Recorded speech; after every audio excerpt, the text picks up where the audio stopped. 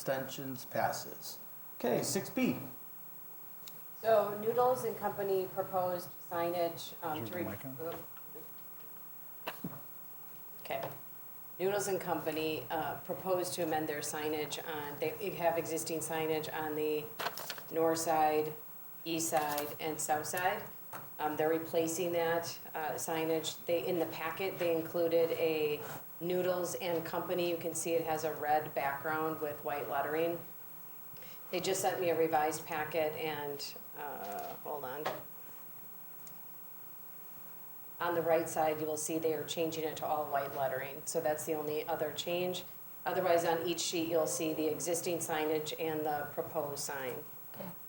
And if you want, I can go through that. I just wanted to make sure you were aware of the change. All right, I'll move to approve the Noodles and Company signage update. Second. Is there any discussion? Hearing none, all in favor say aye. Aye. Opposed? Abstentions, passes. Okay, I was anxious to get citizens' comments for anything else on the agenda. Come on up, sir.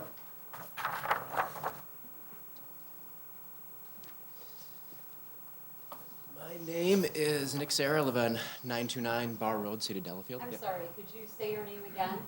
Nicholas Sarah, Could you spell your last name C as in Charles, E-R-A, and your address again? 929 Bar Road. I am also a business owner here in the City of Delafield. I run Delafield Acupuncture. I'd like to comment on Delafield Dental, the application for the landscaping. This project has been dragging on for, well over a year now. My house, we are the most impacted by this. We are directly behind it. We've seen a lot of trees being removed, probably 20 to 30 yards of trees being removed from this property. There wasn't great screening between our house and their property to begin with, but now it's even worse. And looking at their application for their landscaping, it looks like they're really doing a great job of sprucing up the front. It kind of looks like a mullet. Business in front, party in the back. There doesn't look like there's anything going on in the back. The existing trees they're planning on leaving consist of buckthorn. As a property owner, it's kind of offensive that they would even consider that an ornamental tree, to be honest.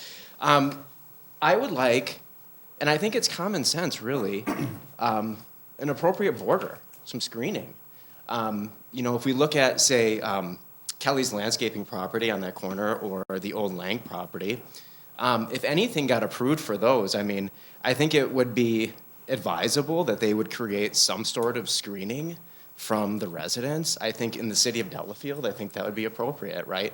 Some sort of screening from a business to a residential.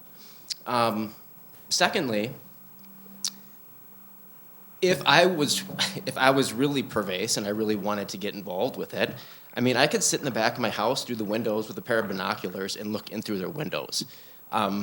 In the healthcare field, for me, I know that that's probably a violation for HIPAA for them. They should want to have some screening, to prevent other people from looking into those back offices. My guess is that those are probably surgical rooms. So my assumption is that they should want to do that for their own good. And vice versa. Somebody could look out the back windows and it's looking like directly into our bathroom, So there's literally, from the application, there's literally no screening that they're adding. It's just existing trees and it's not really even impacting much. They're basically leaving the windows exposed, right? So as a resident, I think that it would be appropriate for them to have some sort of hard screening. I was also told by Amy that we would see no headlights from the revamped parking lot, and we still see headlights. We see headlights coming and going. We see lights on all times of the day. They're Walmart style parking light. That parking lot can be seen from the interstate. Do they really need it on? Anybody passing from the interstate can see if there's, hooligans or tomfoolery going on back there. Do they really need such a powerful light and on at such obscured hours? Don't they have a timer or something that they could put that thing on? So I am kind of upset that they would probably, my hope is, unintentionally leave that aspect of the landscaping out. It's not from lack of investment, it's not from, my guess is not intentional, it's just lack of care. As a plan commission, I would recommend that you folks recommend that there's some hard screening there. Not just shrubs or bushes, like pine trees, right? Mature pine trees, a fence, something to break up the sight line from their property to my property. I think that would be appropriate. Thank you. Thank you for the comments. Anybody else like to make citizens' comments? Anybody else come on up? Oh, I'm sorry. We'll have you hold off. I didn't realize Laura was coming down. We'll have you go next. Really don't need the mic. Got the mic. Laura Schultz, 935 Bar Road, Delafield. Just a few observations and questions about the Delafield Dental Office on Indian Springs Drive. As a neighbor directly south of the business, it has become apparent that this business is unable or unwilling to control the timing of the extinguishing of the outdoor lighting. The agreed upon time was 7 p.m., or when any personnel were no longer on the premises. The 7 p.m. time never took place.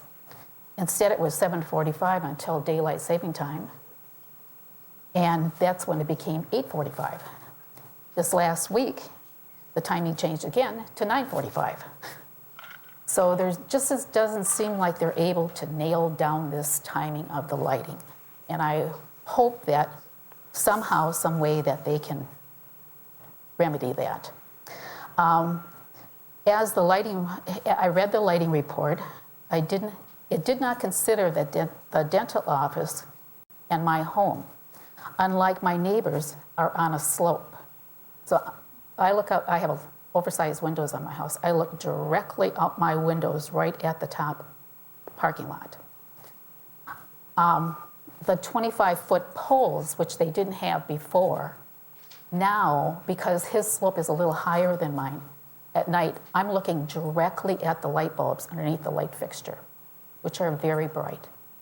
The only reason I can see that they're on that later after they leave is maybe he wants the deer to be able to see where they're going.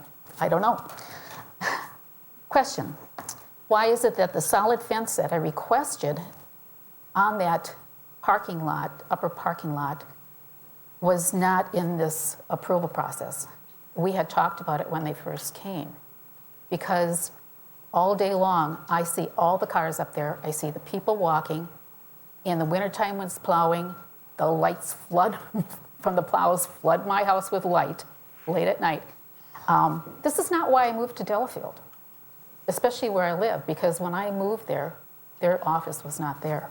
And things were fine until this last improvement. I feel that a solid fencing is not unreasonable, and they have enough room where they could put it south of their septic system, which would give them plenty of room for plowing and everything else to pile snow. I feel that I would ask, how would you feel if this dramatic change were happening to you? And what would be, what is your largest, for some people, this is their largest investment, is their home, their property. And by having this, it's hard enough for my side of the road to sell homes because of the freeway noise. My neighbor actually sold the lot, the only lot in our neighborhood recently, at a loss because so many people came and they said, nope, freeway noise. Well, now I not only have the freeway noise, but now I have this added detriment, I would say, because I have lights at night, I have people are able to see cars and people up there and that. So I'm hoping that you will consider asking them for fencing. It is true my neighbor has it much worse than I, because he's got a full view of the whole building, where I'm just looking at the upper parking lot. So I thank you for your time. Thank you for the comments. Come on up.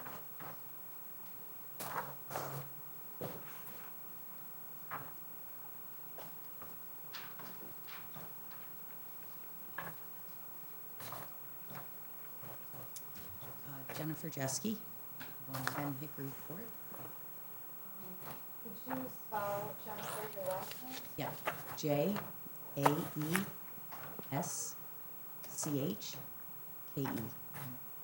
you said your address was 110 Hickory Court. Hickory Court. Thank Yep. you. You're welcome. I think y'all are pretty familiar with me. I wanted to make some comments regarding the development of St. John's Golf Course. And I don't have a formal list of the neighbors that I've spoken with, as I have in the past, but I guess I'll just say that I really do speak for at least 24 plus households in Valley Place. I tried to look very closely at this recent plan that was submitted, but really found it very difficult to read on the computer. And I'm not trying to blame anybody for that. I'm just saying that that is kind of how it is, because you have to blow it way up to see anything, and then you have to shift it all around and so forth. So I'm not even sure that I really understood the nuances of it as well as I would like to. I know I don't. But one of my concerns is I'd like to see some more abundant plantings along the western border, between what's being referred to as the mode path and the rear of the lots that will be established along there. And I started to talk with Josh a little bit before the meeting, but ran out of time. And so with that in mind, I think it would be really nice to be able to have a time where there's some dialogue, and I think there's a lot of neighbors that feel the same way. These meetings are great, but there's no dialogue. There's no room for question and answer. It's just, us commenting and you all going, yep, great, thanks. So, food for thought. I don't know if that would be something that the developers would consider, but I think it would be very fruitful and maybe save time in the long run of these comments at meetings such as this. The other thought that has been discussed is a mow versus a no-mow path. Personally, and I know a lot of people agree with this, we'd like to keep it more as a no-mow path along the western border. They are more of an informal path to discourage too terribly much traffic. I know people will walk back there, and probably just a footpath will be established from people walking there. But I feel that it will be less official than if that is mowed.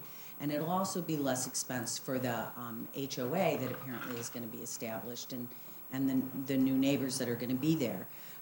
It's to have a mowed path is a little bit redundant in the sense that they are providing a paved path, more through the neighborhood in the front of those homes. So there will be, room to jog or, walk if you want a more level, more, dedicated pathway. Then, other than that, I just still want to express concern about the traffic. I know that a traffic study was done. I really don't hold a whole lot of faith in the traffic study that was done. I think that there's a lot of other development that has been approved and is ongoing, whether it be the Miller Marriott area at St. John's, the new building downtown, and so forth. And I really think that that it's going to be problematic. And I know that the developer's trying to do their best to, they've reduced the lots a little bit from the initial plan, and I appreciate all they're doing. But regardless of how they do it, I think it's going to really be a problem. And I hope that as a planning commission and eventually the common council, you all will really truly consider that and the impacts of what that's going to be to Delafield for the parking and the traffic problems. So that's it. Great, thank you very much. Anyone else like to speak to our citizens' comments? Anyone else? Come on up, sir.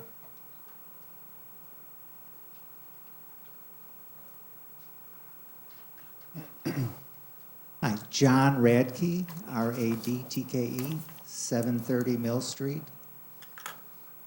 also known as Cream City Rocker on WMSE 91.7 FM, Frontier Radio.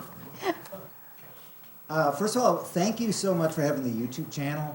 I've watched pretty much, I think, every meeting related to the golf course development or the St. John's development, and it's just super helpful. So thanks for providing that for the citizens. I think once, to me, it seemed like once the shock of that area was going to be developed kind of subsided, there was a little more comfort in the Miller Marriott development, knowing, people have seen, like looking at the sanctuary of Heartland, and you saw how nice it was, and kind of thought, well, that will be nice up there. So my only main comment is, a request of the Planning Commission is, I believe the golf course development is, it's a little different. It's not just one developer.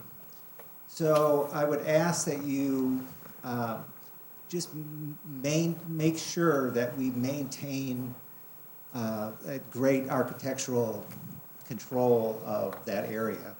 I mean, it's really a crown jewel of Delafield. It's the only main area near downtown left.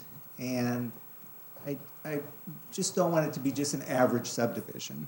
I want it to be special, like that, like I see in the Miller Marriott one. So I just would ask that, however means you do it, whether it's the covenants or the requirements, that we just force it to be something special. So that's all I have. Thank you. Great, thanks for watching on YouTube, and thanks for coming today. All right, anyone else? Anyone else? All right, seeing none, since the citizens' comments are now closed, we'll move on to number 9, unfinished business. 9A, DELC 0733998006, 3201 Village Square Drive, owner ISB Community Bank, applicant Taryn Wright, on behalf of JP Morgan Chase Bank.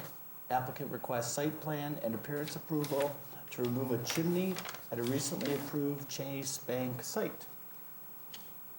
Is there an applicant here? Come on up. Amy, you want to help us with the overview here?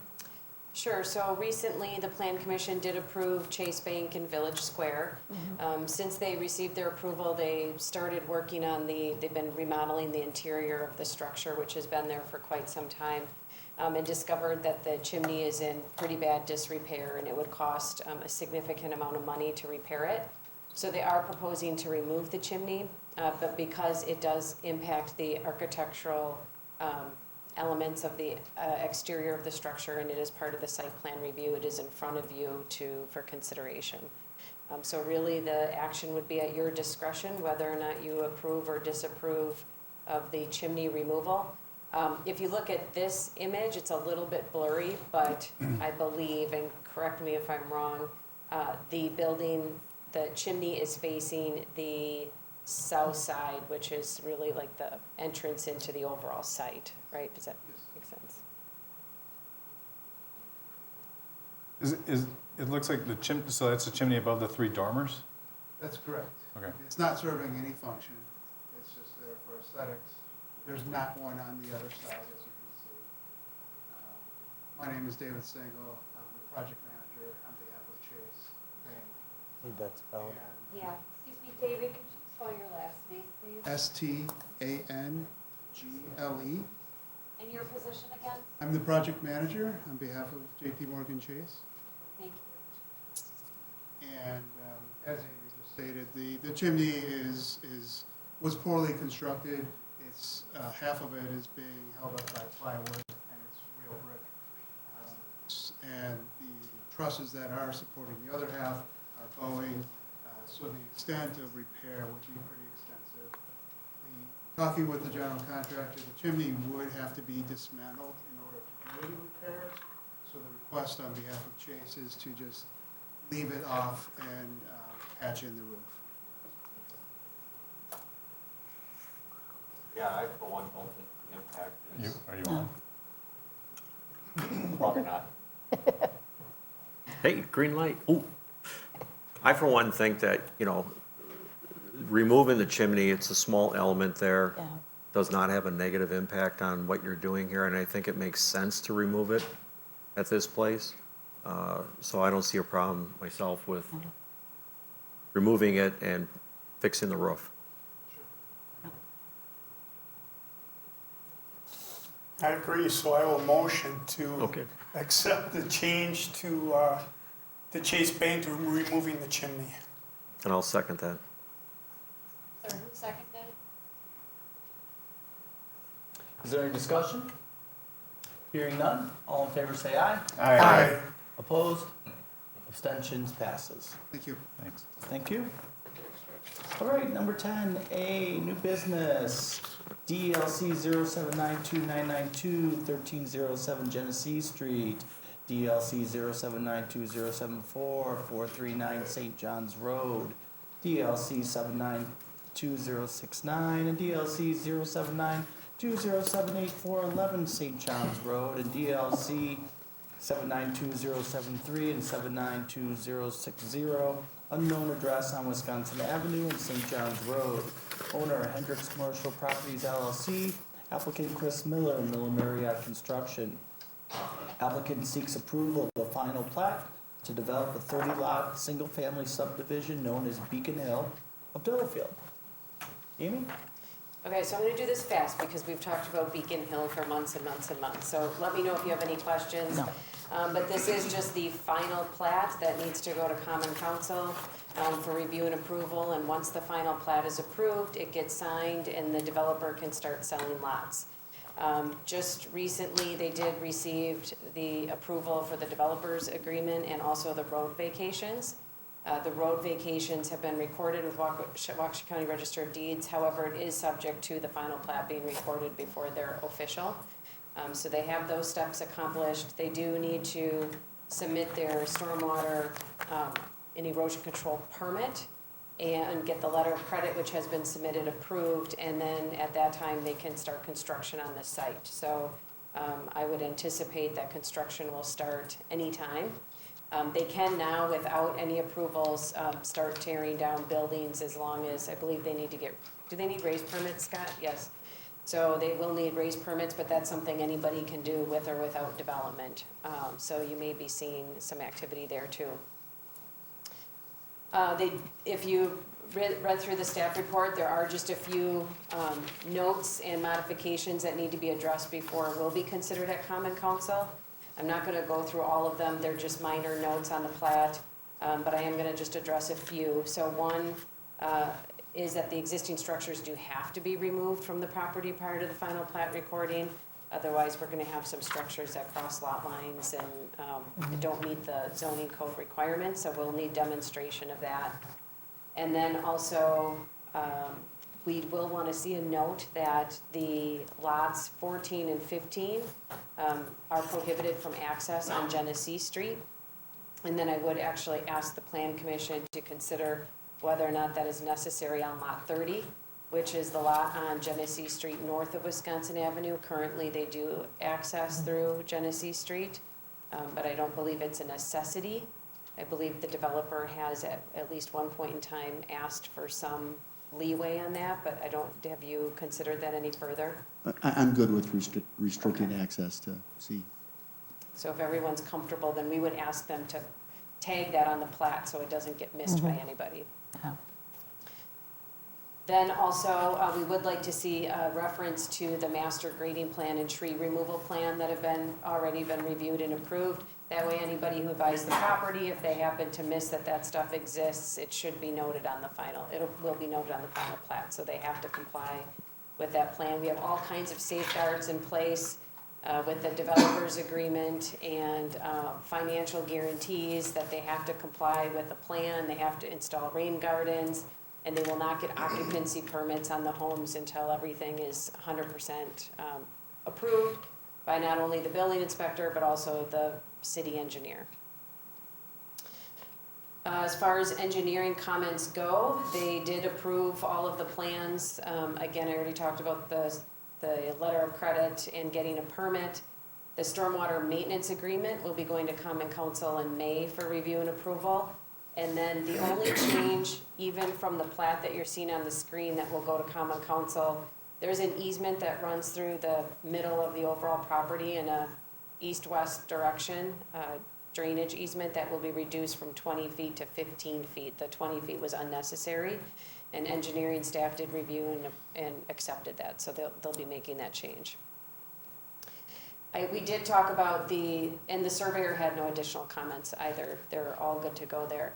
Last meeting in February, we reviewed and approved the site plan and appearance review. There are some items that need to be further reviewed by the planner. They've addressed just about everything. They did submit a landscape plan. I did ask for some additional detail. Not that they need to change anything, but if they put the common names and the Latin names and they give us the exact size and density of everything, then when we go through the inspection process through construction, any professional on our end is able to read that plan and know exactly what is supposed to be there. So we're just looking for a little more detail. And then in this report, I do have some changes that I'd like to see to the declaration of restrictions. Those are minor comments that I don't believe will have any issues with them being addressed. And then one other comment from the last meeting was they are proposing a sign in the northeast corner of the site, or I should say probably the southwest corner of the intersection of Wisconsin Avenue and Genesee Street. That sign had to be located outside of the Vision Corner easement, so they adjusted the location. It's hard to see on this plan, but it'll be set back just a little bit, set within the plantings that are being proposed. So if there are no further questions, I would recommend approval of the final plat subject to compliance with planner, surveyor, and engineer comments and all other approval and objecting authorities, as well as compliance with the site plan and appearance review comments prior to presenting the final plat to Common Council. I'll make that motion. Oh, is there discussion? No, yet? go ahead. With the emphasis of lots 14, 15, and 30 being restricted to access on Genesee Street. No access. No access, yeah. Genesee. Right. I'll second. I do have a couple of quick questions. One, in the I think it's it might be in the covenants. You specify who has, or how many lots would have front-facing garages? And they were specified, you said specified by the developer, I think, in Yeah. there? Are those already predetermined, or those are going to flow as the development occurs? It's been flowing as we develop home plans for our customers. I will tell you right now, we have about 8 or 9 plans in the works. 2 of them have a front-facing garage. Those are behind the house itself, meaning that the porch is more prominent than the garage itself. Quite frankly, I think it's some of Jim Marriott's best work. I'm really excited about the homes that he's got going. Okay, I noted that in there, that was at your discretion, and I discourage a lot with the customers, but occasionally we get a situation we can't put. I think that is about 20%, and we're very cautious on how we address the garage. yeah, understood. Yeah, good. I know we talked about that earlier. The other one is, I don't know which landscaping plan it showed, but if you look at the arborvitaes around the city, even the ones, this is a phenomenon in the last 2 or 3 years with the properties on Genesee Street.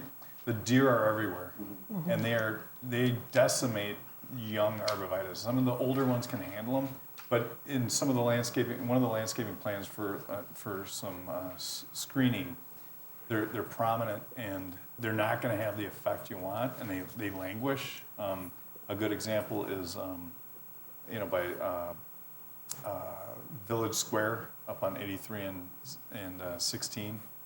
They were used to shield some utility bins and that, and they are just not doing the job. So I just suggest you work with staff or your landscaper Maybe to switch them to substitute a something. juniper or something like that. Something that they don't like. Yeah. Because they're Right. voracious eaters, and we have a deer management committee. I think Mary Daniels, is it white? Am I remembering that right? A certain kind of arborvitae, do you call it the white arborvitae? We don't need a decision on the spot. I'm suggesting that those get updated. You got it. to We'll work prevent with- we'll work with- those giant, whatever is specified. I've got a couple, and Okay. everyone can see my AC unit now. And it's embarrassing. Yeah. So, that's all I had. Excuse me, I didn't get your name. I'm Chris Miller Are you Chris? Yes. Okay, all right. and Jasper Delafield. And I guess for clarity, I do own the property now. Take Hendricks Not off. Hendricks. No, did not know that. That's all those are more comments and suggestions. And Yeah. Sounds good. Any other discussion? Amy, does that motion cover all the things that you were looking for? Yes, and the landscape changes our staff review, and I'll make sure that we address that. Sounds good. All right, all in favor, say aye. Aye. Opposed? Abstentions? Passes. Thank you. You're welcome. I think so. stuck. Okay, we'll move on to 10B. DLC 07922990 and DLC 07939997, Oakwood Drive, owner Hendricks Commercial Properties LLC, applicant George Irwin III. Applicant is requesting approval of a certified survey map to divide a lot into 2 lots, formerly known as St. John's Golf Course. Welcome. Good evening. You want to help us get started? Sure. Okay, so this first agenda item is more of an administrative matter.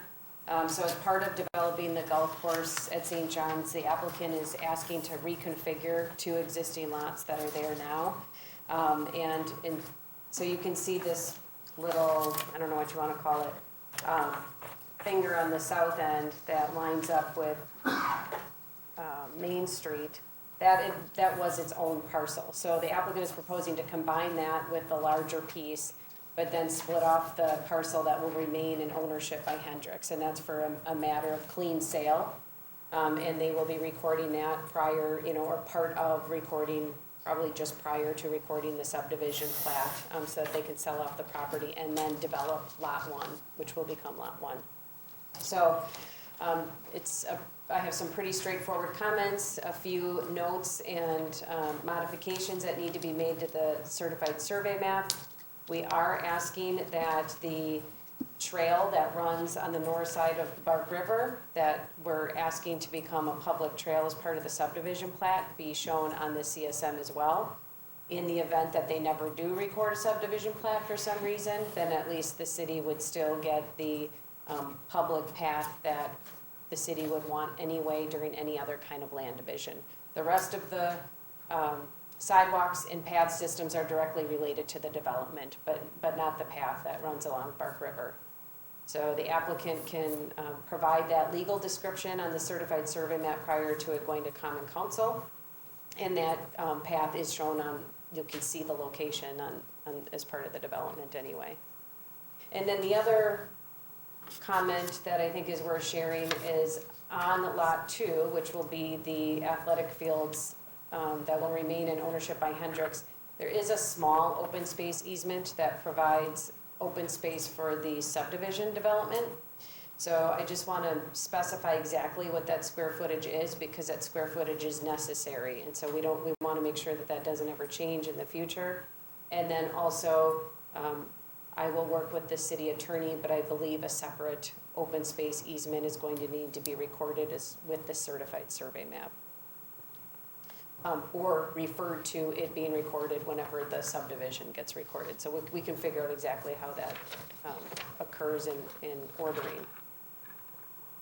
And then the surveyor just has some very general comments that the applicant needs to include as part of a certified survey map document. So for this, I would recommend approval of the CSM, provided the planner, engineer, and surveyor comments are met prior to the final CSM being presented to Common Council for review and approval.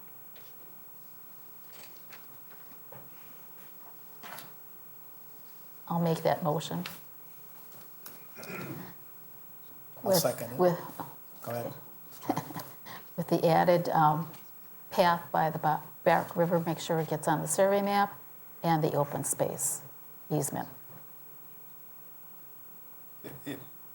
Bob, you seconded? I did, yeah.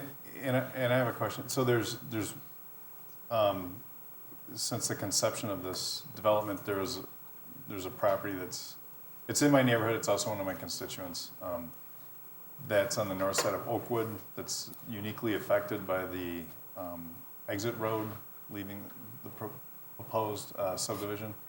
I don't know if now's the time or place to include this, but on the plans right now, there's a proposed berm that's subject to, it says optional, I think, in there. I'd like to remove the word optional as we move forward. That Is should be something- part of the subdivision.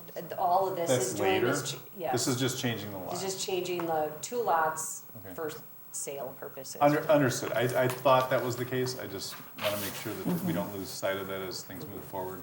But I think, like I said, it's a unique situation based on the fact that it's sort of a runway that appeared on something that was known to be possibly developed in the future, that has some headlights that you would never anticipate coming from a golf course if you invest in the property 25 years ago. So, Yeah. but yeah, that's all I had to comment. It'll come up later. And I think we had the discussion at the last planning commission meeting, they were here, and the request was for him to work with that neighbor I think that's appropriate. Right. and come up with something that was agreeable to both Yes. parties. And I believe George committed to doing that, as I recall. Yeah. All good. All good. Okay.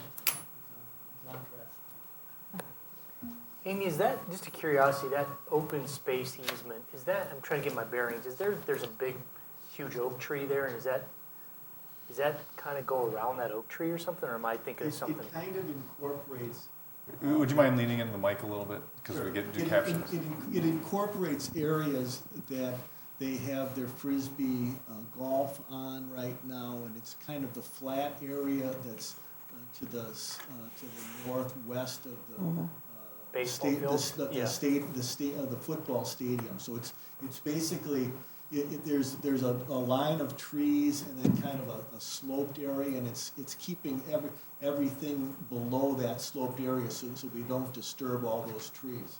And it's also currently being used by the school, so.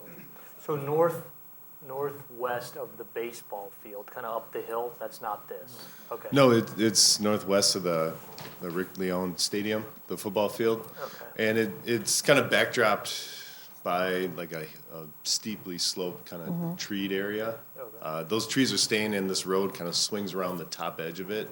It's that tree area plus kind of that low little gully. Okay. It's all grass and open space right now, and the goal is to keep that with the athletic facilities, but keep it guaranteed as open space in perpetuity. So this easement starts to reflect that on the CSM, and it's really our mechanism to get it because this lot's not part of the plat.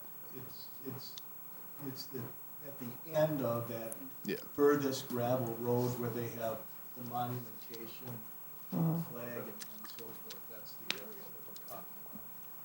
Okay, thank you. Sorry, again, this isn't. I've got a couple of my own. So. Okay, this isn't specific to your, I'm in agreement with your need to do what you're doing with the lot split and this all makes sense. But since we're in the public eye, and there's some concerns raised earlier too about trail, no trail, mode, not mode on the west side of the property. I think ongoing discussions with the landowners involved would be beneficial to determine. I don't expect 100% consensus, you never get one, but I think it'd be nice to come to a resolution before we go into the final plan. I know you want the same thing. And maybe it just maybe it would be an access point somewhere on the south end of this property near that cul-de-sac that exists in Valley Road Place.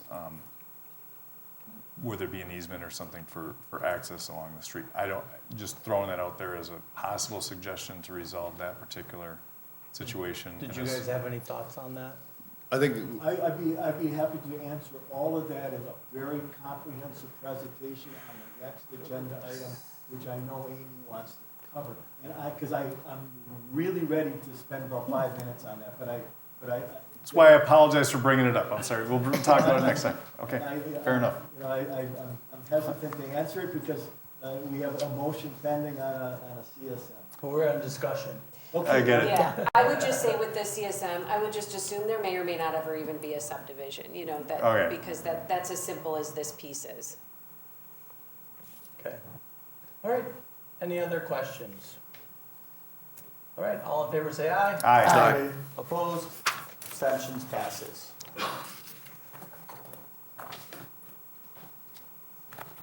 All right, we'll move on to C, DLC 792990 and DLC 07939997, Oakwood Drive, owner Hendricks Commercial Properties LLC, applicant George Irwin. Applicant is requesting feedback regarding the St. John's Estate subdivision conceptual plan and to schedule a public hearing for a planned development conditional use, general development plan for subdivision, formerly known as St. John's Golf Course. Can we, I'm just thinking of this now, maybe turn off the Yeah, light we can closest do to that. that screen, because it's so, Yep. it's hard to see. Okay, we can talk about the development now. So this too, we've discussed it a lot, so I'll try to keep my comments really brief. I think everybody has the overview underway, but procedurally, the applicant has formally, so you've had several concept meetings with the applicant. Now they have formally submitted their planned unit development conditional use application for a general development plan. And so what typically happens is they make their application for that GDP. We have this meeting, the Plan Commission provides any feedback, and then they're going to very quickly turn around with additional materials. And we would, if you are comfortable, schedule a public hearing for the next month's meeting in May. And then that would be a formal public hearing for the public to come and comment. And so that is, I know there was a public comment about whether or not the developers would be willing to meet with the neighbors before that setting. If that were to happen, that should happen very, very quickly in order to have that public hearing in May, if that's the goal. And then that would have to go to Common Council for review and approval, and then they start over with the specific implementation plan with the fine details of each of the elements that we'll go over tonight. And that also needs approval from Plan Commission and Common Council, but that does not require a public hearing. So I'm this not is, hearing Public Works review on any of that. and Public Works will be, I'll bring that up, but I would anticipate, so this will need to go to Public Works. I would anticipate that the development proposal would go to Public Works in June. The engineering is still preliminary, and they also, and I'm getting out of sequence here, but the city has asked them to make improvements to Exeter Street because there's quite a bit of school parking, and the city just wants to have that be a more safe environment. So they are proposing to widen the road enough to allow safe traffic flow and provide for some additional parking. So we would definitely like to see Public Works review that in June as well. So the sites will be served by sewer and private wells. With that, because there won't be hydrants available and we have private wells, the fire department does prefer the in lieu payment versus having big cisterns out on site. Then those fees go toward fire equipment so that the fire department is assured they have the equipment necessary when they get to the site. So that is something the applicant will need to consider. They'll have to pay a fee per lot to the city in order to develop out here. And then going back, we'll just talk about the development a little bit. They have not changed their layout since the previous meetings. They are proposing the 45 lots. They'll have an entrance off of Oakwood Road, and then there'll also be 2 additional entrance and exits on Anderson and Exeter. There is a proposed sidewalk that would run along the south side and parallel to Oakwood Road. There'd also be a split rail fence to provide some aesthetic along the road. And then that sidewalk would extend along the entire length of the road, the main road facility. Also extend through the southern cul-de-sac, which will then also extend to Cushing Park and along the trail that's kind of already out there but not currently a public trail. That would be designated as a public trail. So there's a lot of opportunity for the public to walk throughout the site and then along the river and to the park. And then the applicant has also agreed to extend the trail to line up with the Miller Marriott development at Beacon Hill to provide that cohesiveness, which will then extend to Genesee Street.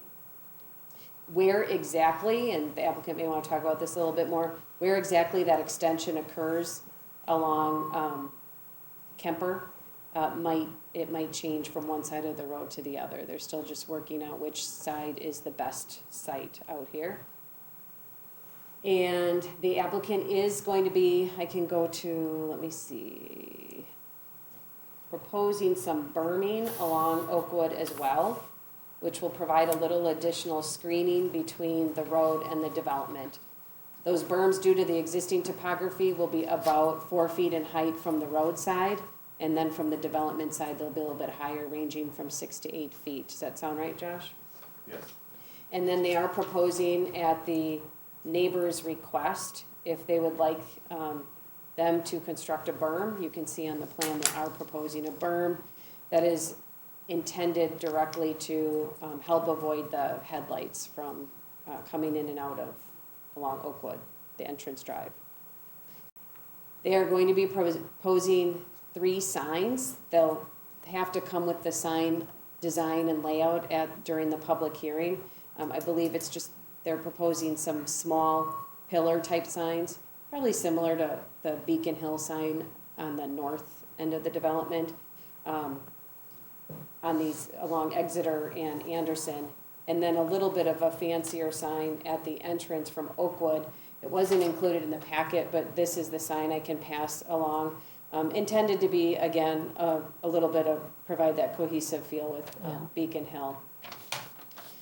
The location of that sign, I do think the Plan Commission will need to review. They're gonna have to submit the exact location as part of next month's meeting. Right now, it appears to be right against the right-of-way of the road, and it is up to you to determine how far setback it needs to be from Oakwood. Let's see here. Oh, and I should say with that, the trail system, I'm gonna go back to another map. They are proposing a little connector from the new road and I guess where Exeter Street is, which will also connect to the Bark River Trail. So there's gonna be 2 connections to that Bark River piece. The Amy, trail, on that drawing, the green, is that existing trees? What is the green like in yes, lot? and there's another map. They have a lot of trees out here. I'll get to that Okay. in a minute. The green trail, I almost forgot, on the west side of the property. And I do have this map sideways, otherwise it's hard to see the whole thing. So the west side is north on the screen, or looking up on the screen. That's a mowed path. It's my understanding, I'll let the applicant discuss it more when I'm done. They were proposing that solely because of the neighbors to the west wanting to continue to access the site. Otherwise, it doesn't have any benefit to the homeowners specifically because they have a trail on the street side. So something to decide. If the neighbors really don't want it, I'm not sure that the applicant really cares one way or another. They are not, so as part of a PUD, they are proposing flexibility, and this will have to be specifically acted on. The flexibility would be proposing a 40-foot road setback instead of 50 feet, the lot size and lot width that we've been talking about. And then also they are not proposing floor area ratio. So when you have bigger lots, there are some floor area ratio restrictions tied to them. And because they're reducing the lot size to a half acre, they're not proposing anything. But I do want to note, I don't know that we've really talked about this at previous meetings. Hawthorne Farm, which was a RE2, they agreed to a 0.35 floor area ratio. And then Nagawicca Heights, which is probably more similar to this, also had half acre lots, but it was RE1, which is what the developer has.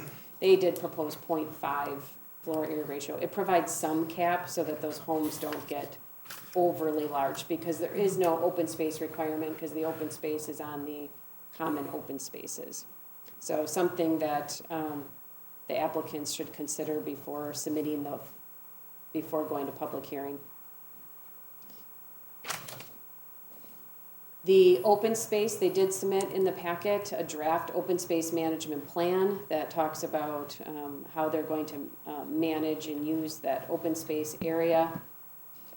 They also did submit a tree mitigation plan, so they are, right now, there are 369 protected trees on the property, and they're going to be removing 80 of those trees, which totals 723 inches.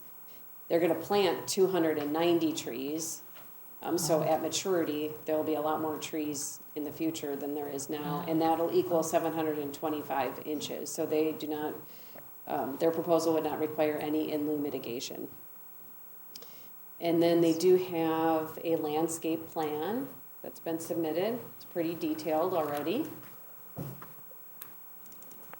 So this is just one example of, one sheet example. They actually have submitted a more detailed landscape plan. It wasn't included in the online submittal, but it will be included for next month's meeting. And they do have quite a bit of trees, shrubs, vegetation throughout the site, mostly along Oakwood and the west lot line. I would say to the applicant's point about, or public comment about having vegetation on the west lot line, I would like the applicant to touch on, there's a little bit of a void behind, I think that's lot 15 and 16. And I don't know if there's a reason for that. I know there's a rain garden back there, but it'd be nice to see that get filled up somehow, even if it's some shrubbery. Stormwater management, they did submit preliminary stormwater management plans. The engineer has determined that there's sufficient room on the site for the stormwater management proposed, but they do have to continue to provide that detailed information, but what they have is sufficient for the GDP, General Development Plan. They also submitted a master grading plan.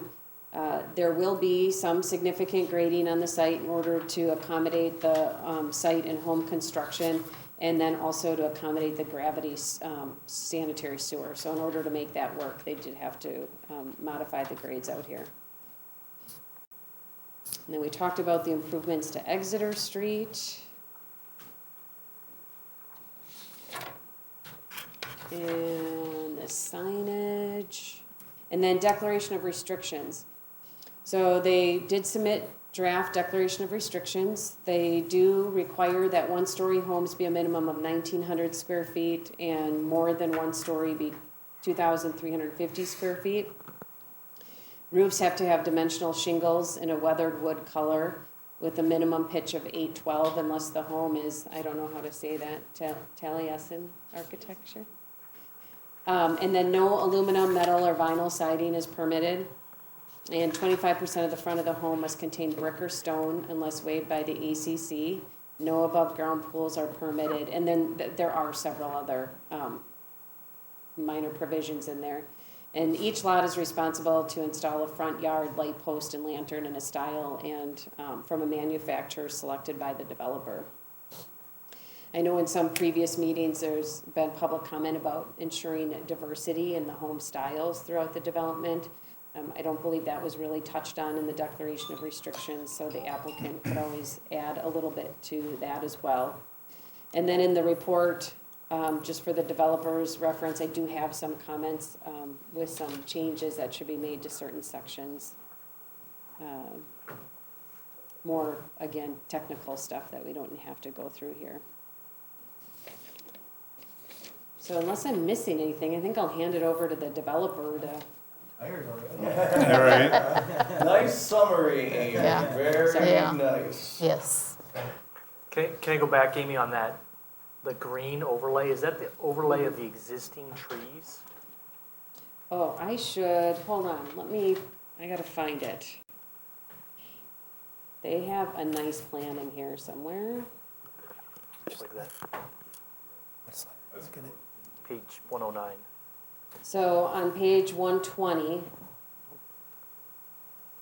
well, so this plan shows all of the trees.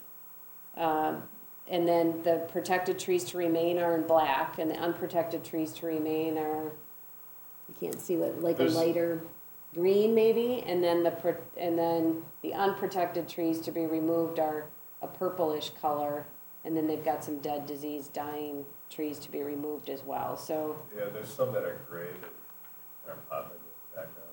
They're not protected. Check the mic, I'm sorry. Sorry, there are some additional trees that are just gray in color that don't pop on this sheet. They're not protected, but. Yeah, what I was curious about, like, I did read, you're obviously putting effort into preserving trees and doing the right thing, but I looked at lot 36, I'm like, wow, like, there's trees everywhere, like, how does anybody build a house? So is the black on that page 120, those are trees that are going? Can you flip to C 1.1? Yeah, that's where I am. Okay, if you look at lot 36, and that this area, you're right, it today has a variety of trees within it. We're really pretty intentional on how we were situating home paths and lot lines, trying to let, from a grading standpoint, we can build on these lots, the 34 to 38 area. And really, we're intentionally designing these lots to allow that existing grade to remain, so the homes can stay, and it was more a matter, can we fit homes artfully within there? And that's how we kind of set this up. So like lot 36, the black, are those trees that are going, I'm assuming? Those are not. So they're not all going, but Development. this rectangle, that's like their general Yeah. pad of the house. That would be the pattern, because when you look at it here, you can put a house on 36 or something. Right.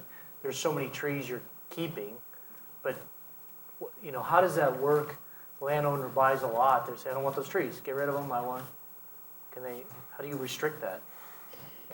You really can't. George, can you talk into the mic? Sure, I'd be happy. You really can't and you really shouldn't, because that's the person's property. Right. And they're gonna plant it to enhance their property value. If somebody is gonna make $1 million investment in a home, they're gonna do the right thing by themselves. Yeah. No, I understand that. What I worry about is, a 100-year-old oak tree. That's something that we want to make sure that we protect, but it's really, and it's really difficult to do. But in the deed restrictions, at the end of the deed restrictions, there is a very comprehensive language on tree and landscaping, and it says the removal of and destruction of. So it's covered in our deed restrictions, but people are still people. Well, that's why I think you just have to be careful, because I read we're gonna keep 200 trees or whatever, we're gonna plant 200. But some of your assumptions go into things you can't control. Right, so. So I think we have to kind of just keep an eye on that. Yeah, and just to clarify, so we don't regulate, the city doesn't regulate tree cutting on residential lots. Right. But we regulate tree cutting as part of site plan review and approval. So setting the subdivision up with all of the grading and the road construction and stormwater facilities, that all has to be considered. But once somebody does get into the home site itself, the city does not have regulations for that. So I guess my question, we don't have to attack it today, is if a lot of these trees that are private owners get cut down, then the intent of how many trees got cut down versus how many were planted is now distorted from the original plan, right? That's a fact, right? Yes, that's a fact. We require people who buy lots as part of the approval process for their home to plant a certain minimum number of trees. Well, we approve their landscape plan. We're looking for an enhanced landscape plan. We have a very comprehensive approval process to build individual homes. There's a very comprehensive package of materials that must come in: survey, grading plan, landscape plan, colors, renderings of the home, comprehensive building plan. So that all happens in conjunction with our approval of an individual, and that's how we achieve the diversity that you're talking about. You hope people do the right thing, and it's how far can you regulate it? We designed a project with the idea of trying to preserve what is good on this property. There's a number of trees that are dead and haven't been taken care of for a number of years. If they're in the path of the road, they have to come down. if they're in the path of an area that has to be graded in order for the gravity of the sewer to work. But anything else, we intentionally are trying to preserve them. And, you know, we've gone over the top in terms of trying to maximize the amount of plantings. I mean, we're putting 3 to 3.5 trees in for every tree that we're removing. We're putting in thousands of plantings in these planting beds. So this is, as I said at the first meeting, Mayor, this is one of the last projects that I'm going to be involved in, and it's going to be one of the best projects that has ever been done, and certainly in the city of Delafield. That's the mission of what we're trying to do here. We are going to spend an extraordinary amount of money on landscaping, because this is a very unique piece of property. Just as that gentleman said, this has got connectivity to the downtown area, and it deserves the attention that I want to give it. And Yeah. so, and that's from a landscape standpoint, but how I homogenize that in the connection with the surrounding neighbors is something that we have to work through in terms of, you know, the paved versus unpaved, mowed versus unmowed. So I'd be happy to answer individual questions. I can go through a presentation. What would you like me to do at this point? Just field questions? Because I want to make a comment about his question, and then let's have you do your presentation, okay? Maybe one way to think about it, Dan, at least the way I'm thinking about it is, you know, the developer, when he puts in a road or he puts in a spot for where the house has to go and where the driveway has to go, you know, we're counting all those trees. Yeah.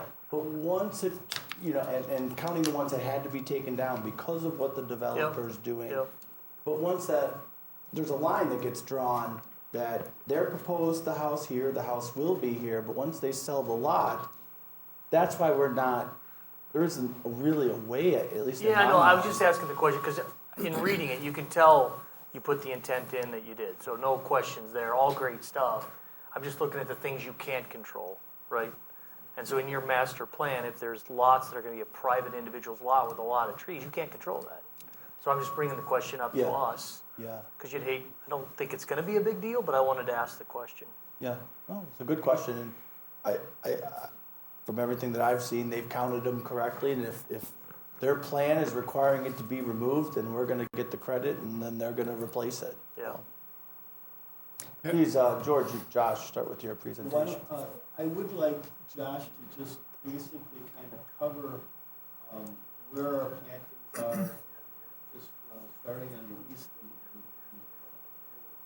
unless you want me to cover, Josh. You look tired today, so Thanks, George. That's a compliment. Are you talking about the plantings? I just want to try to put something up that's, Well, one thing that I thought was very important as it relates to the landscaping plan is that, you know, we have a number of rain gardens that I want you to talk. George, I'm sorry, would you mind pulling that mic closer? Hello? Sorry, being neg, yeah, very It good. really doesn't, Not very I've loud. never been accused of being quiet. I can hear you, it's just, we had a YouTube watcher, right, earlier? We can't hear Appreciate that. So really what I wanted Josh to cover is just the rain gardens, how they are functioning and the plantings that we're putting in them. But as I was listening to the public comment, I think it is a good idea that we need to blow this up in some way and maybe have it mounted at the public hearing, maybe even have it out there in the atrium area before, in the next couple of weeks, so, you know, people can come in and take a look at what we're talking about doing. I think transparency is a very good thing. We're not afraid of that, because we're gonna be proud of what we're gonna do here, so. I should add sorry to interrupt, but for the public. So for the public hearing, their application will be posted for 2 weeks in the paper. During that entire publication period, all of their application materials have to be available at City Hall for viewing. So there will be a paper copy of all of the materials sitting in the conference room if you ever want to come in and just look at them. And more than that, I think we're gonna try and get some stuff mounted for them as well. Nice. You know, in terms of the project itself, we're preserving, more than 60% of the site. We have The open space is 33,000 square foot per lot created. The lots are half acres, so we have 3/4 of an acre of a lot of open space for every lot created. The individual lots, while they're a half acre, have a decent width, 140 feet width, and they will have the look and feel of an acre and a half lot because of open space both on the side as well as behind the lots. We've tried to put individual clusters of lots within this, on this golf course, trying to look at the natural features and how we can, and where the low spots are, where water naturally drains, and try and create some view corridors throughout, both at the main entrance as well as off of Exeter.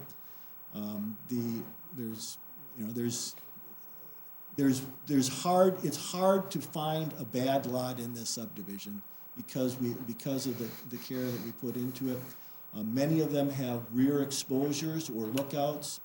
Towards the rear of the lots along the western property line, we're going to minimize the amount of grading and disturbance activity that's going to occur there. We want to leave as much natural state that is there as we can. However, we will be building some rain gardens, and we will be doing some plantings. One of the comments that I heard from somebody is, what are you going to do with some of the greens that are on the golf course? Because there are a number of greens, and maybe somebody in the association wants to take care of a couple of them and go putting at night. We're going to leave that up to the association. There's 3 or 4 of them that are in open space areas.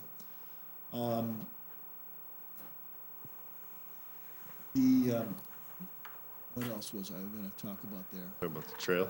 Well, on the trail itself, I think what we think makes the most sense is to follow the lead of what Hawthorne Farms did, and that is, while the public is invited to use it, we're gonna mark it as, probably St. John's Trail or something like that. So I have private regulation, because this is people's backyards. It's open to the public, but we want to regulate it so people aren't acting in a disruptive manner. The public trail system along the Bark River, that'll be a public dedication, and you're all responsible for making sure that people honor and respect that trail system. But because it's in a backyard, we want to have less activity, and we want to regulate it. So it'll be a private trail. We're gonna mark it, but it's open to the public. Private in the sense that the association will regulate it. So if people are acting in a disruptive manner, it'll be posted open for the public, but we want to police it ourselves. So that's our thought on how to deal with the current trails or unmowed that is being enjoyed by the neighbors to the west. That's our thought. We're welcome to hear ideas, but that's our thought. What else did I want to cover?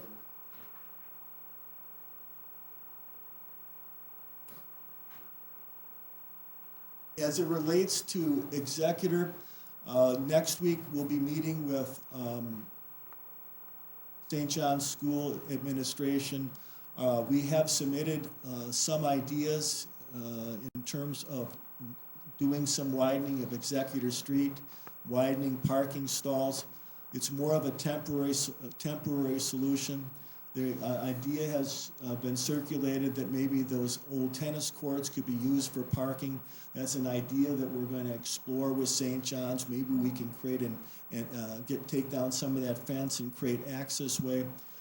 For sure, we want to paint it. We want to create very clear cross access points for walking, for the students to cross the road there. We don't want to emphasize Executor as a main route. We think that we have 3 routes coming in and out. That's very unusual for a 45-lot subdivision. Many of the subdivisions that I've designed have just one boulevard entrance. So this has many options, but we need to do something to Executor, and we're committed to do that. The goal will, after we meet with St. John's, Josh will put together some plan materials, get it over to staff, and then get it scheduled on the Public Works for that comment. It's going to involve a number of commitments, including from St. John's, because after all, this is a public street that they're parking in there, and we need to make it safe, and so that's the mission that we're going to be going down with them. Was there anything else that you wanted me to cover tonight? If not, I think I'm just going to be opening it up for questions, unless you have something you want to cover, Josh. Well, there's a citizen's comments about the architecture and how that Yeah. will be controlled, different number of builders you'll be selling to and so forth might be helpful. Yeah,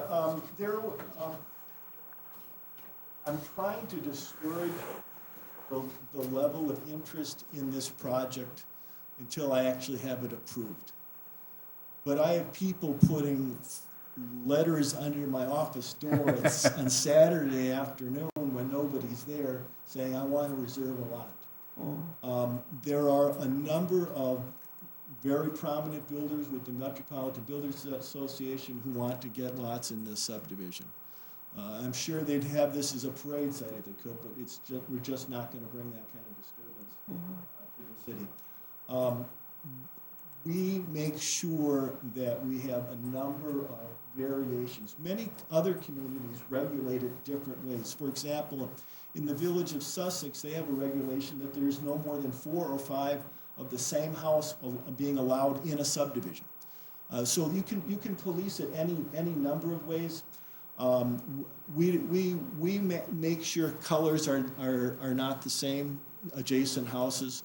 We look for quality builders. There probably will be 5 or 6 quality builders whose names you all know, who will get the predominant number of lots because of their marketing departments and their customers and just the desire to live here. But it's going to be open to any builder if they want to come in. And we have no doubt that we're going to achieve diversity. We're all on the same side of that equation. It enhances the value for what we're building in the community. It's not hard to say yes to that, and you just do it through the approval process and your deed restrictions. I mean, we can add language to the deed restrictions that is part of the approval process. Adjacent homes need to be considered. No same model can be adjacent within 2 houses. You can do all that if you want it, but it's going to be policed regardless. Yeah, I don't think you're gonna have 38 canary yellow cell boxes in here. Yeah. I think that'll take care of itself. I agree with. Yeah. I agree with you on that. I mean, how they expose themselves to the different elevations and geography, I think is gonna whatever. And the same thing goes with trees. I appreciate Dan's comments about the concern about certain lots with numbers of trees. I mean, people are gonna, have angst when they cut a tree down in the lot they just bought, knowing that they're gonna be putting another one up 80 feet away from it or whatever to make up for the shade and that.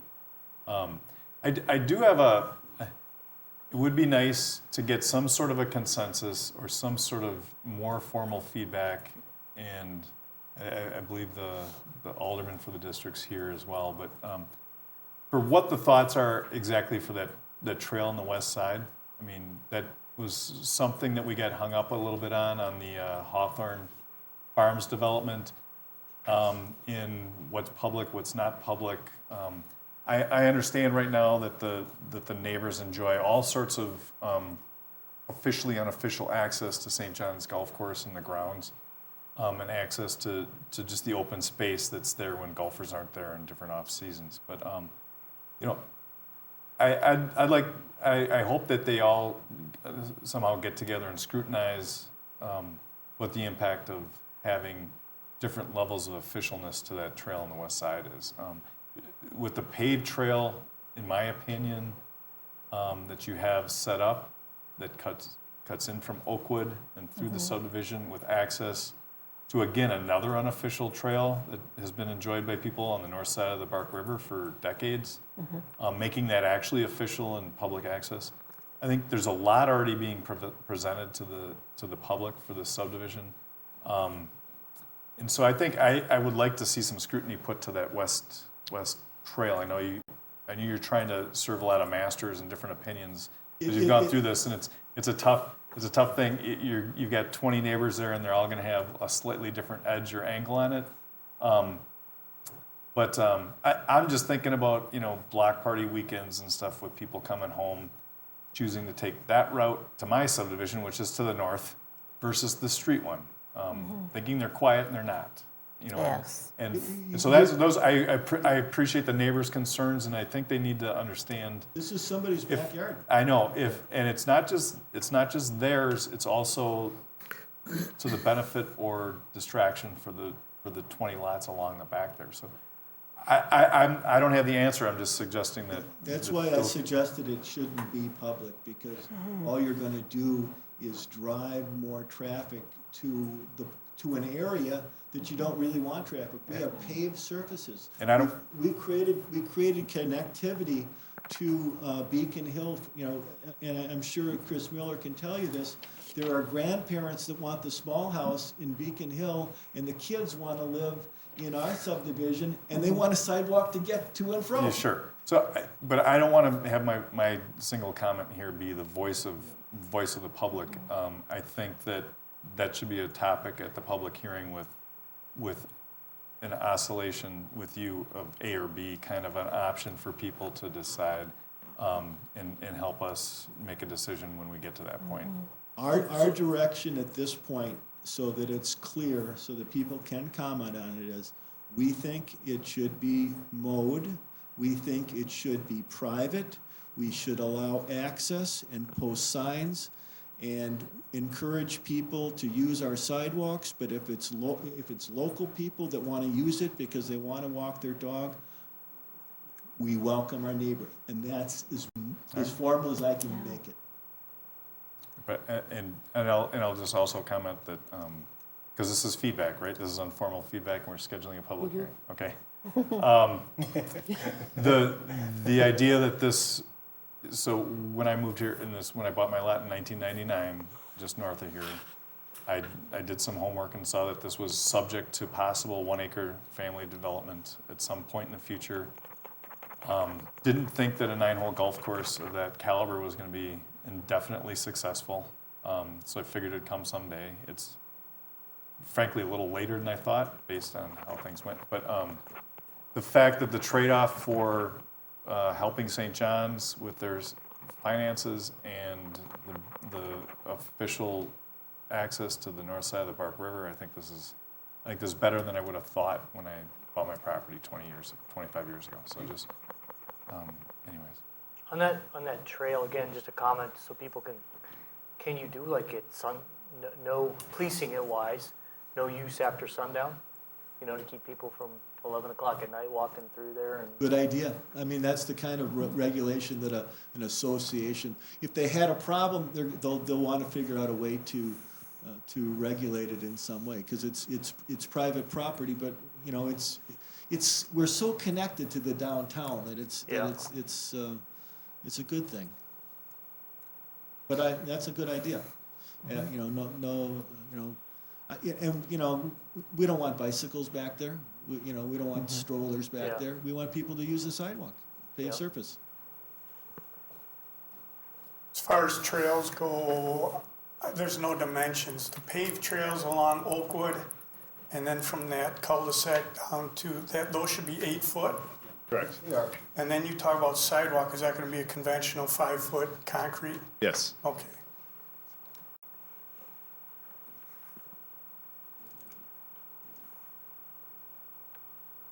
So I have one topic. Amy, if you could go to page 109, please.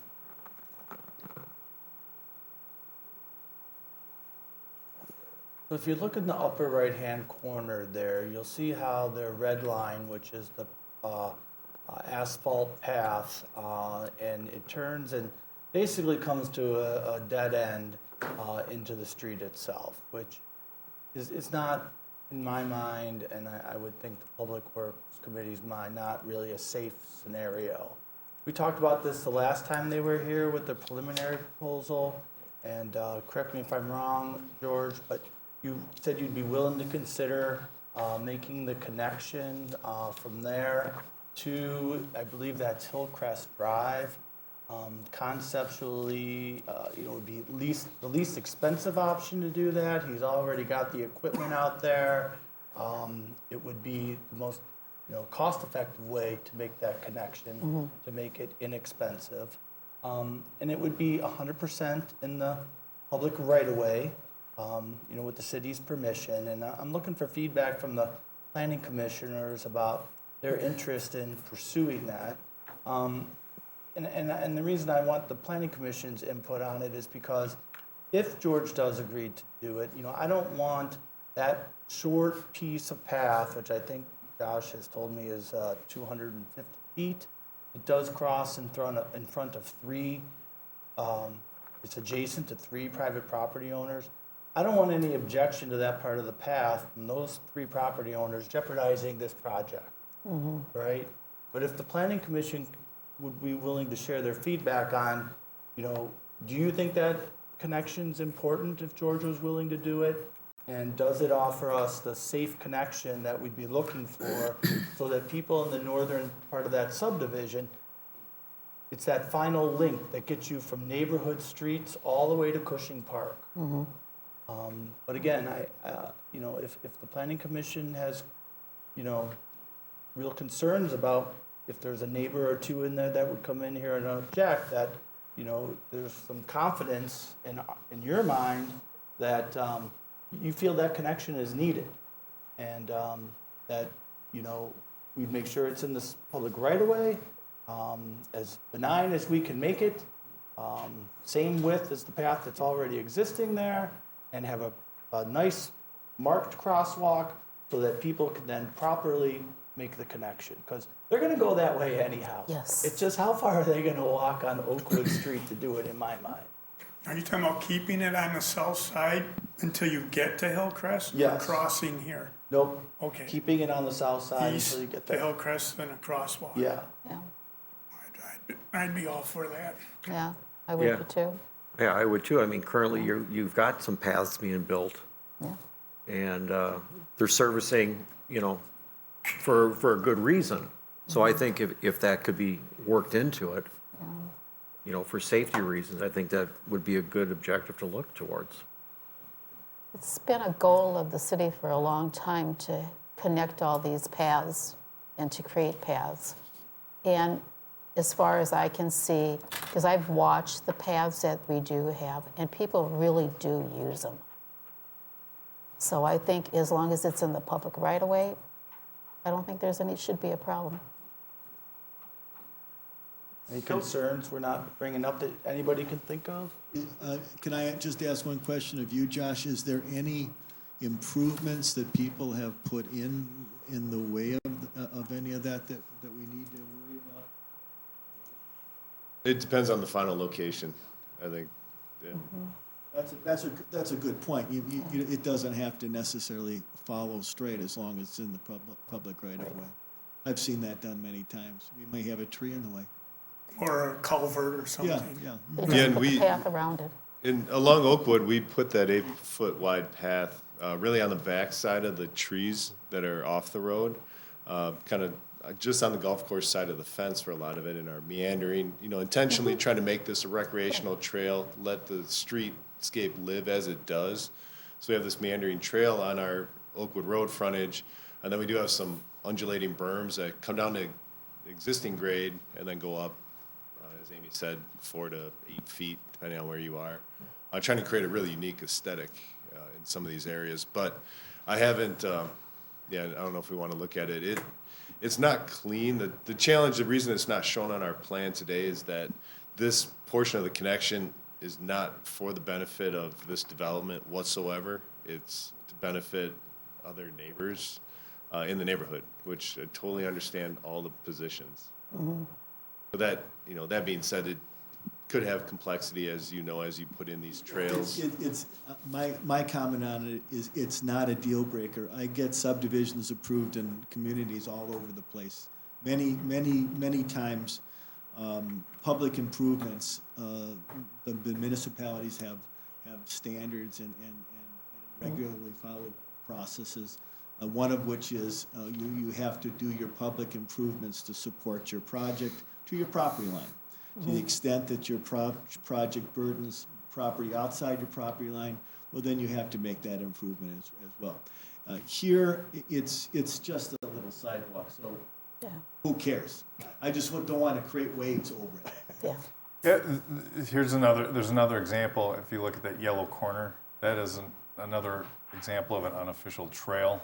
I mean, even though you're stepping over a step-down wire fence, I think.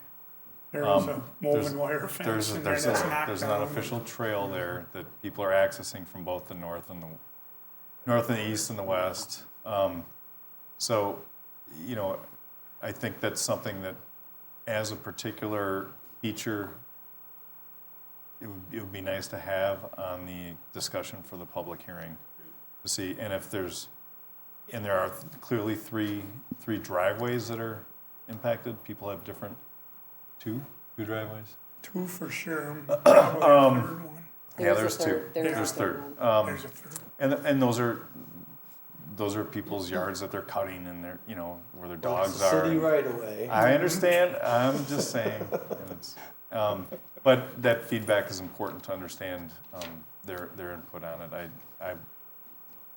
People that typically wouldn't welcome a sidewalk where there isn't one or a path learn that, well, this is actually kind of great. But I'm not going to predict what their feedback is, but I think that should be a consideration. I think it's a feature that is a link, and then it also, understanding that we investigated a path all the way to Highway C along Oakwood years back.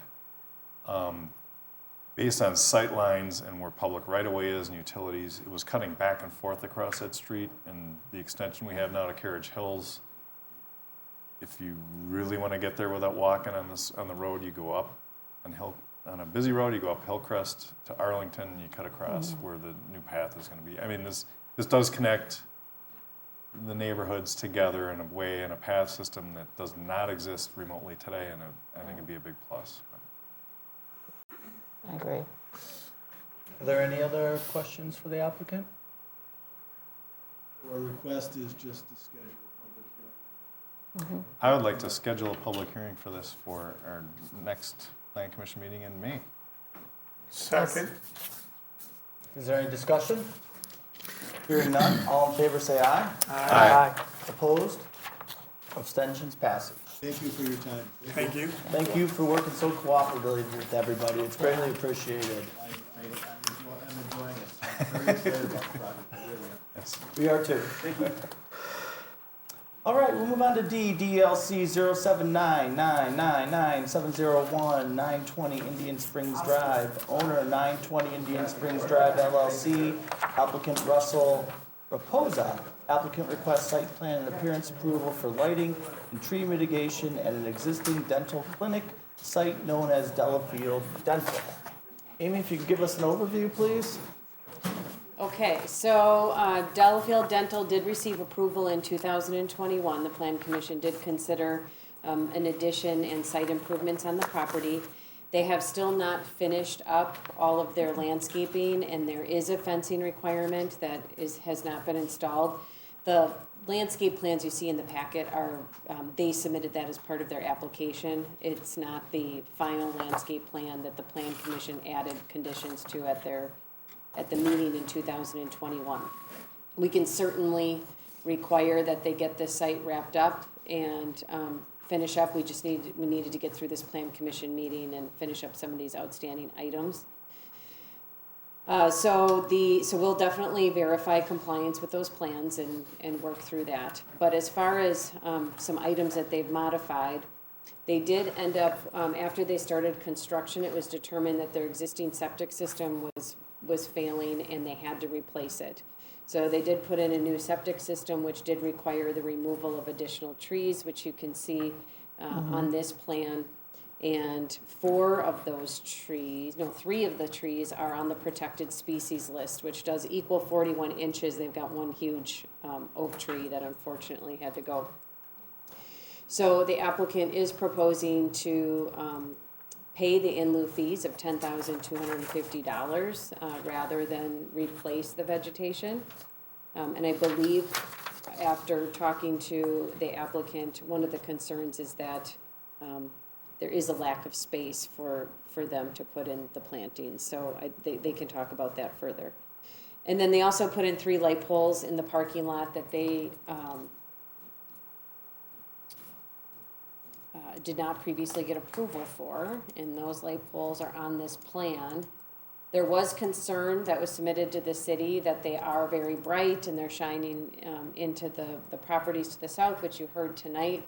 So I did send it to our lighting engineer, and he did actually acquire the files from their lighting engineer and did additional manipulation beyond the city's code requirements and determined that the application or the lighting rather, complies with the city standards, but that he also did some additional obstruction analysis, and he did look at the topography, and he did try to put together different things and determine there really isn't an obstruction, but that what does happen in any scenario is if a light is present and it's there, somebody is going to see the light. It doesn't mean it's necessarily the foot candle, luminance are crossing the lot line, but you can see it, and that's you can't really prevent that unless having it completely blocked off from view. So based on our lighting engineer, he felt that the lighting was appropriate for the site.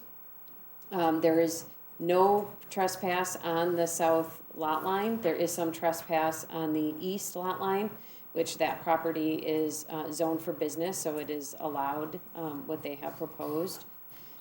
And I guess the poles are, what are they, 25 feet in height, and they are full cutoff poles.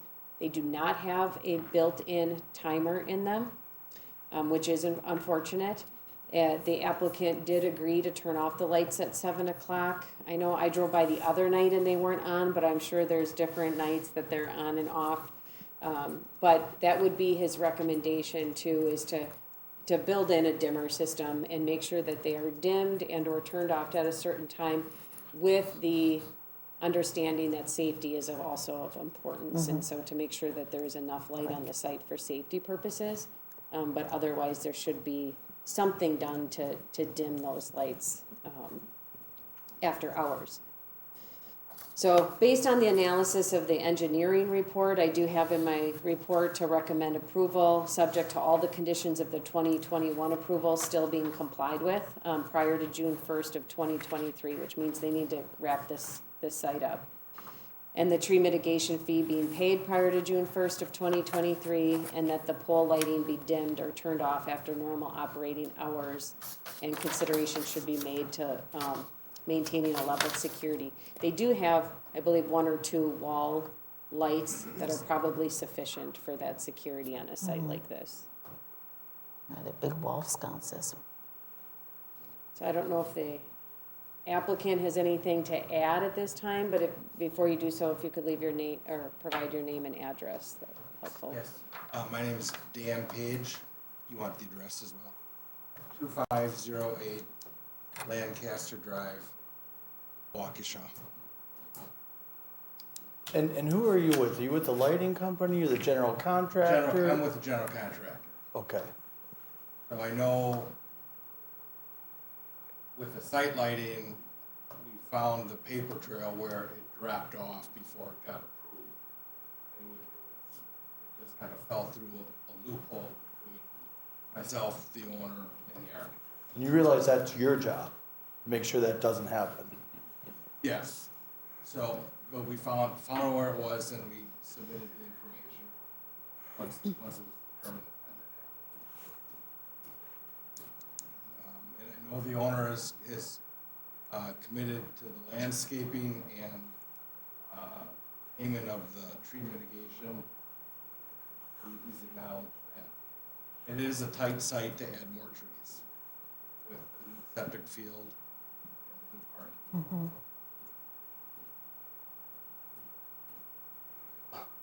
So, in the I don't know if it's your report, Amy, but there's a request that maybe it's your letter, looking for some sort of latitude with or understanding on the septic situation? I'm not sure what, so what is the actually app- being asked yeah. for that? The What's being applicant asked?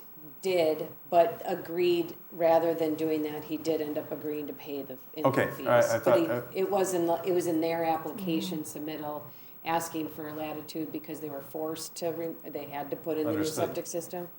and that's one of the, when I built my house, I had a couple different unfortunate discoveries. I mean, it happens. But, The septic field itself was approved by Waukesha County when they first built it, and it ended up being installed in a different area. So Like I said- that's how it was found. I understood, I mean, like I said, it's a discovery. Yeah. My builder called them opportunities, but, so based on there was some citizen input earlier about, is that the source of the lack of screening? Is those removal of those trees, or is it just generally the site? I believe it's because of the extra lighting. There's more it's lighting now than lighting. before. And so my question, Yeah. okay, so it's not due to that. So Yeah. my question is, Well, I'm there's looking for a fence that was second. supposed to go up that didn't go up, and I don't know how much that fence is gonna Right. help or not help. And on the So what east, on the west side, there was supposed to be a wall. So let me finish my question. So the question is, well, twofold. One, yeah, what didn't get done? And what about the lighting, knowing that our engineers looked at it and it meets our standards? What wouldn't we have approved based on the lighting that did go in without the formal approval? You know what I mean? So if we were presented with this lighting plan, what reason would we have had not to approve it?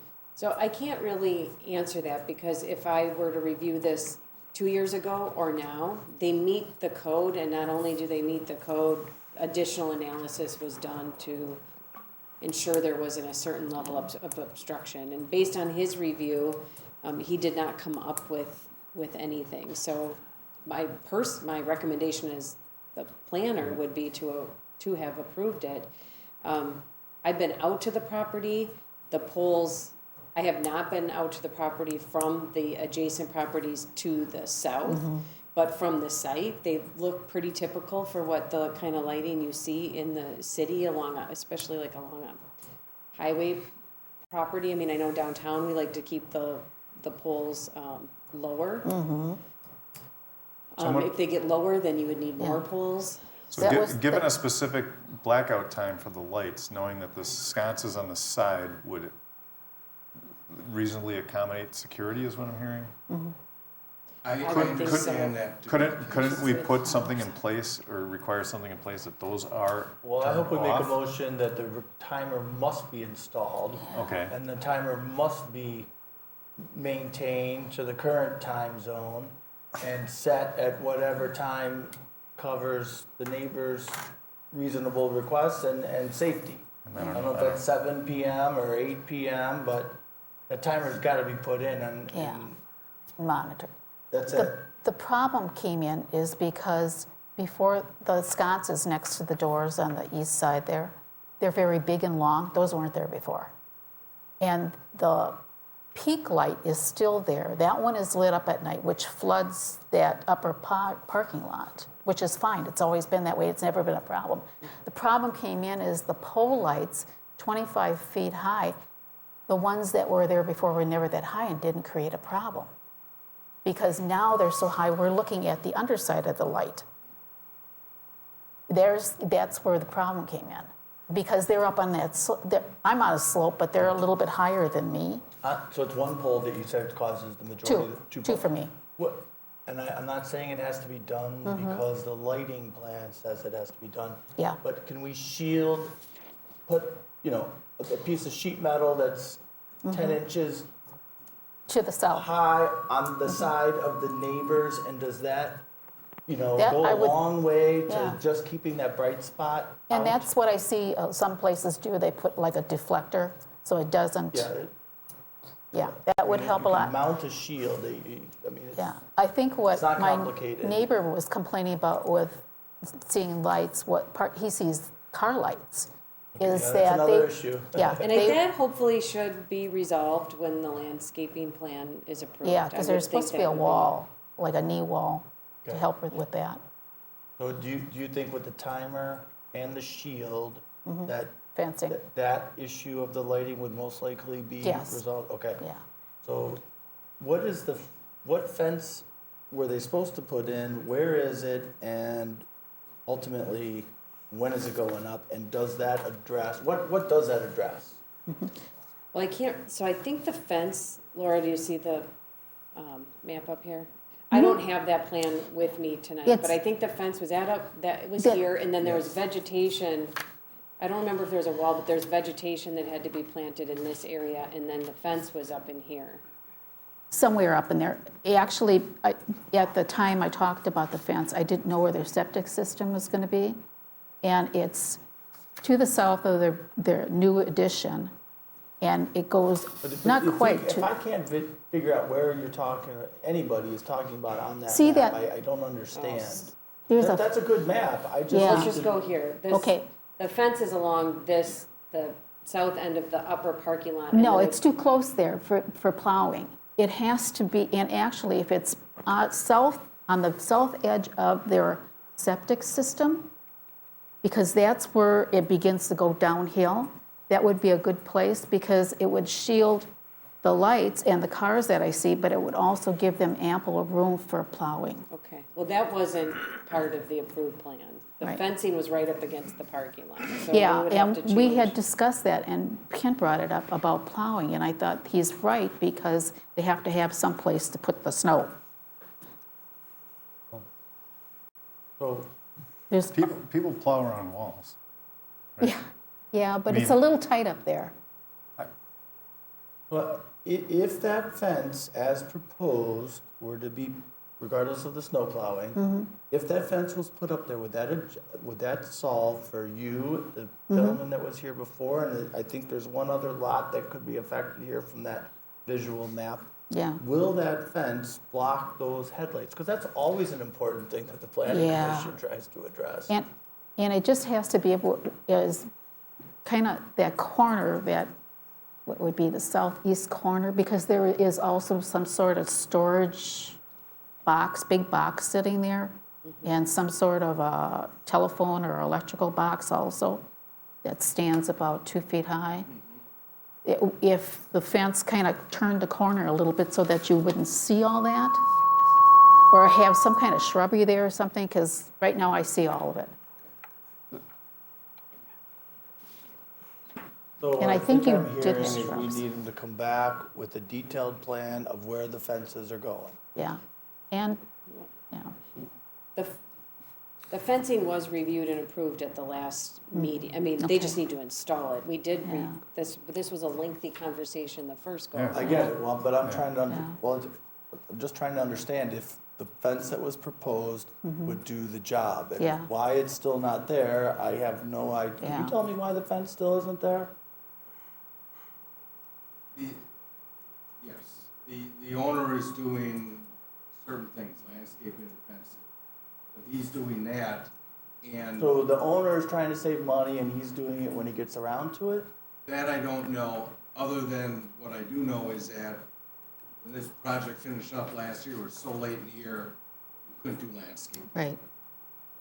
Yeah, I will say, although it seems like a long period of time, they really did just wrap this up within the last season. So now that the season is, it is nicer out again, they need to finish Yeah. it up. And that's why we have that June deadline. They just need to get out there and Well, there's wrap it quite a up. bit of landscaping to do, grading and stuff, especially up above.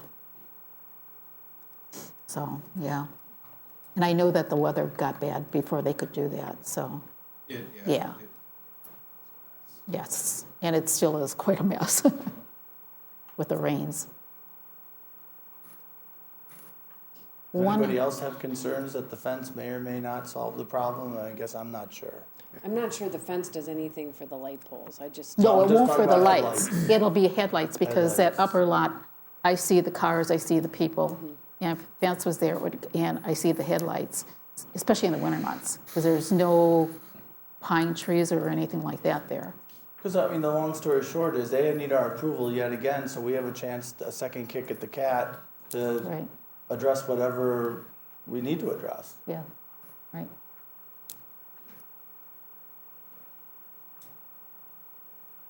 One other item. I felt from the very beginning that their parking was insufficient because when that I'm was, sorry, the what? the parking was insufficient.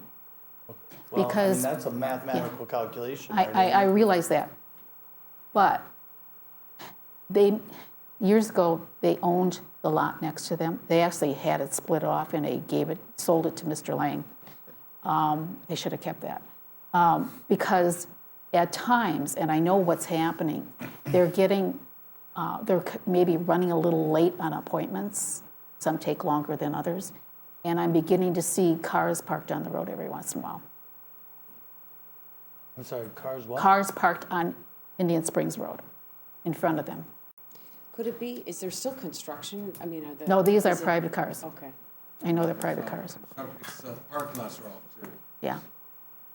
I live on Indian Spring Drive. It's lots full all day, every day. Yeah. And occasionally cars on Indian Spring Yeah. Drive. It's very busy dental office. Yep. And something I think that we're going to have to monitor, because if it gets to be a problem, Well, It's a, it's a lot easier when they need our approval to get things fixed than that's when true. they don't. That's true. And I just, because they Is that right, sold, Mr. Building Inspector? yeah.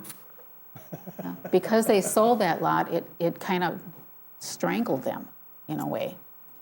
You know, my advice to the dentist would be try to buy that lot back, because that would give him a whole lot more parking. That's a whole nother ball of wax. But Yeah, Yeah, yeah. But that's, is and I parking do illegal have- on the road?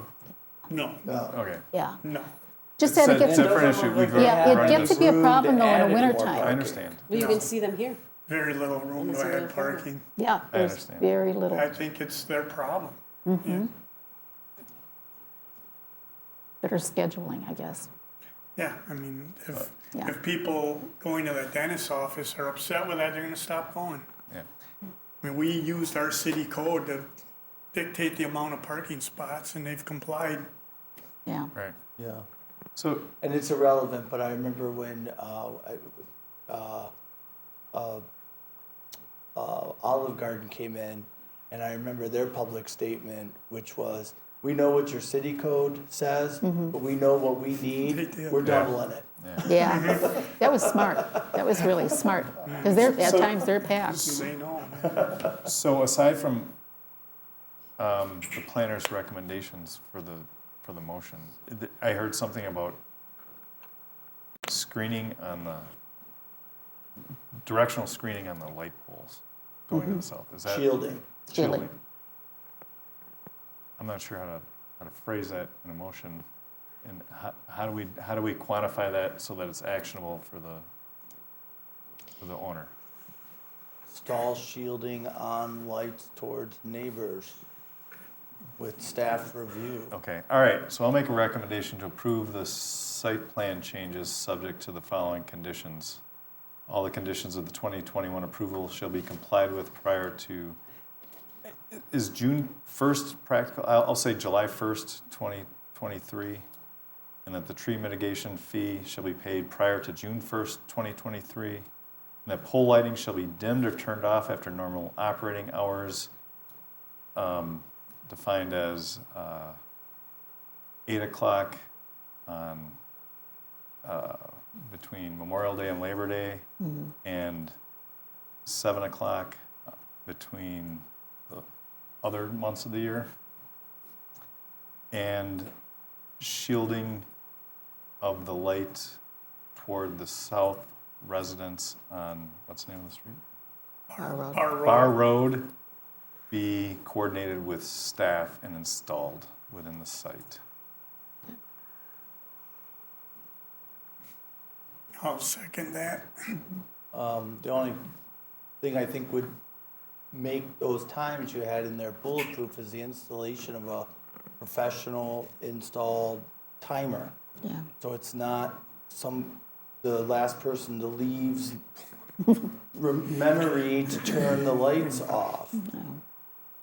All right. I think, so just so you, I just want to make sure you know, I think that when I talked to our engineer, he said that putting a timer in these poles would be very challenging, but a dimmer is a matter of switching out, like the lighting fixtures. I don't know, Scott, I could be wrong. You could put the power, you could put, Power supply would be Right, the exactly. switch. It'd be right at the switch location. yeah. Okay, Yeah, And most everyone has it. yes. It's pretty common. yeah, I will say that the church I go to has a timer on it, and it actually has a calendar on it, so it takes in All right, effect so, Daylight saving the time. daylight savings Okay. time. well, I don't know if So did I have a it's there. second? Did I have a second? yet or no? Sorry. Yeah, I second. Okay, well, I will amend my motion to include that the lighting timing shall be affected by a automated switch to be installed by the property owner. And I agree with that.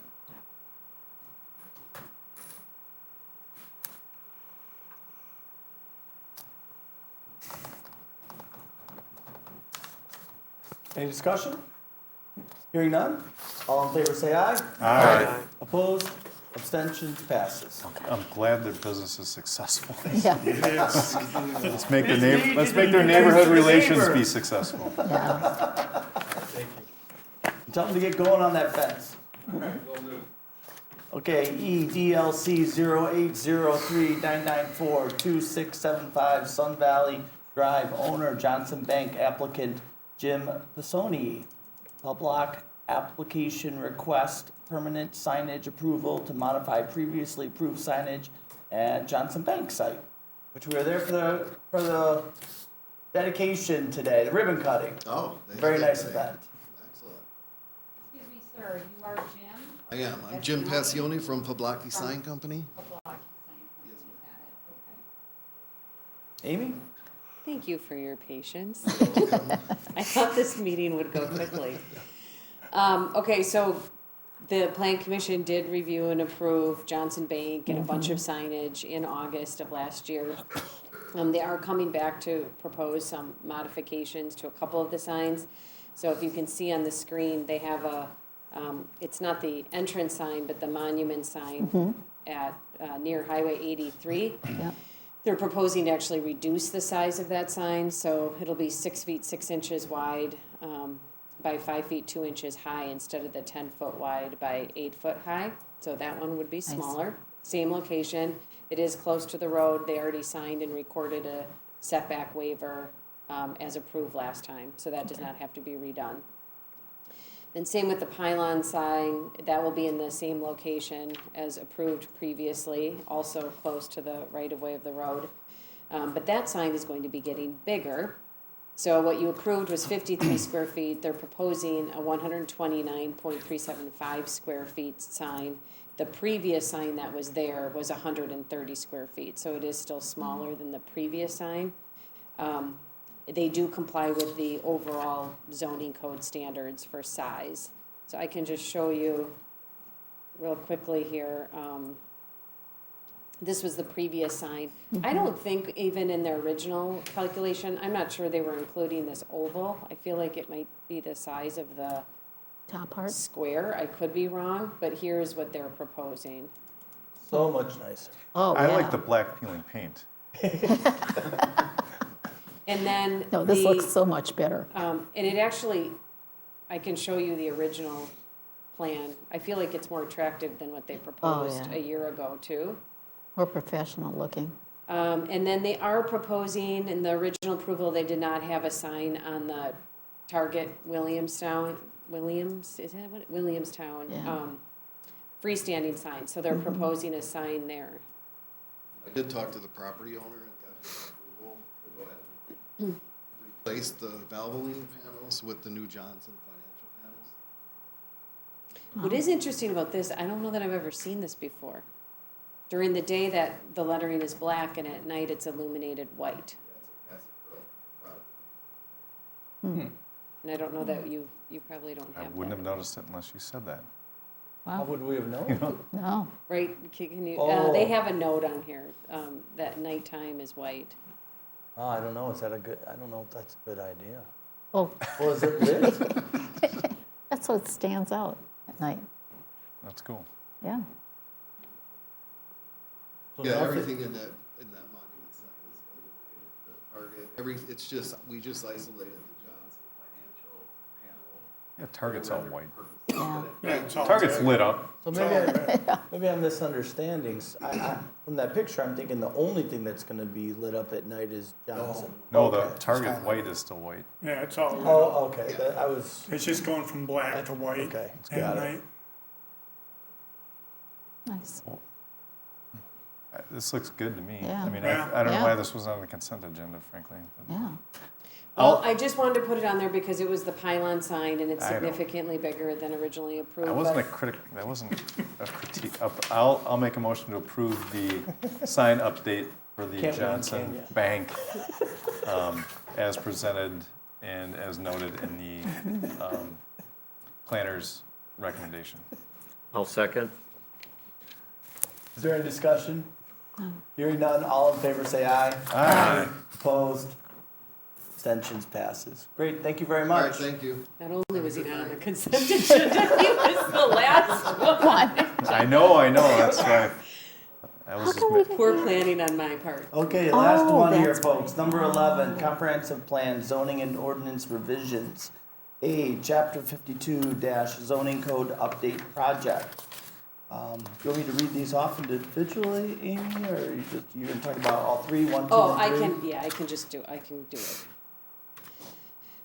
Okay, so, over the last 3 years, since I started, Scott and I have been collecting a list, so, whenever an issue comes up, or we're talking about a topic, if something doesn't make sense, or, the code, we don't think that it's relevant or confusing, we've been making a list, so we've got a spreadsheet.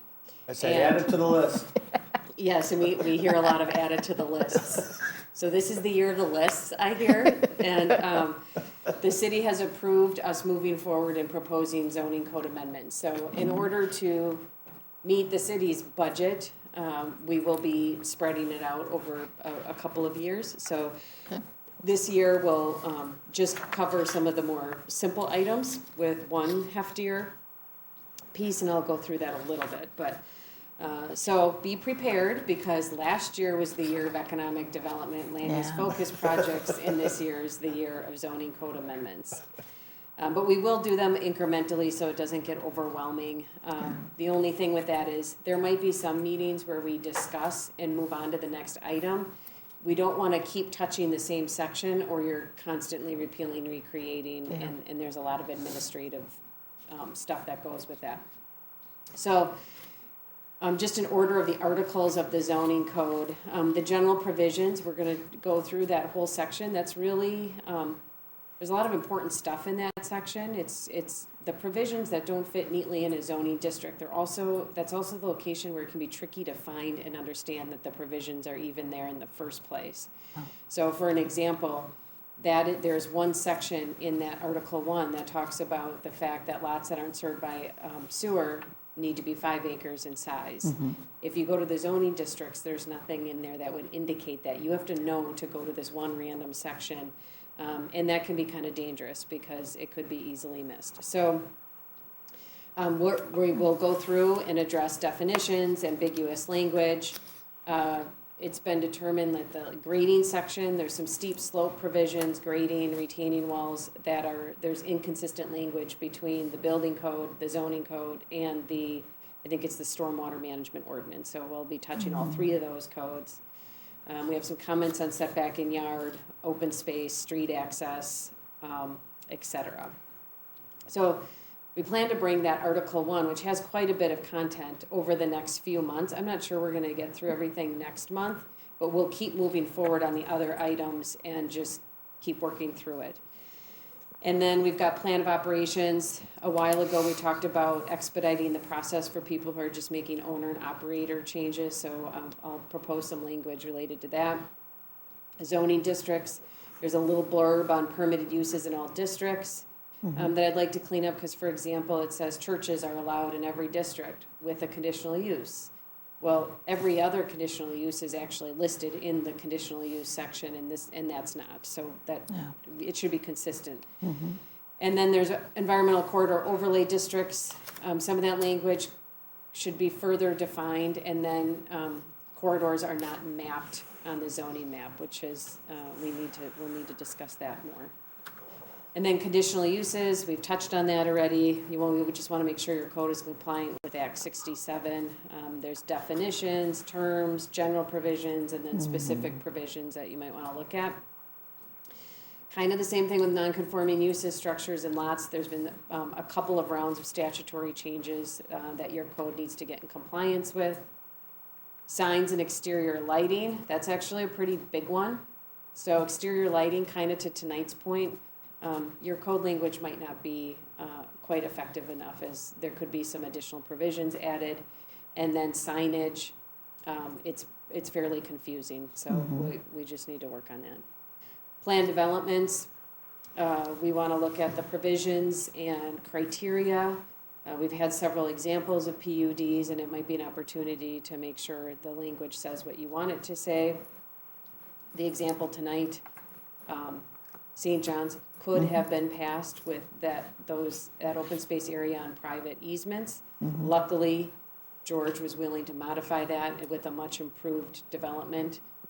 But I don't think that's probably what you wanted to have seen, the original version. And then also, there was some discussion during the economic development project that conservation subdivisions should be allowed by right instead of the conventional subdivisions being allowed by right.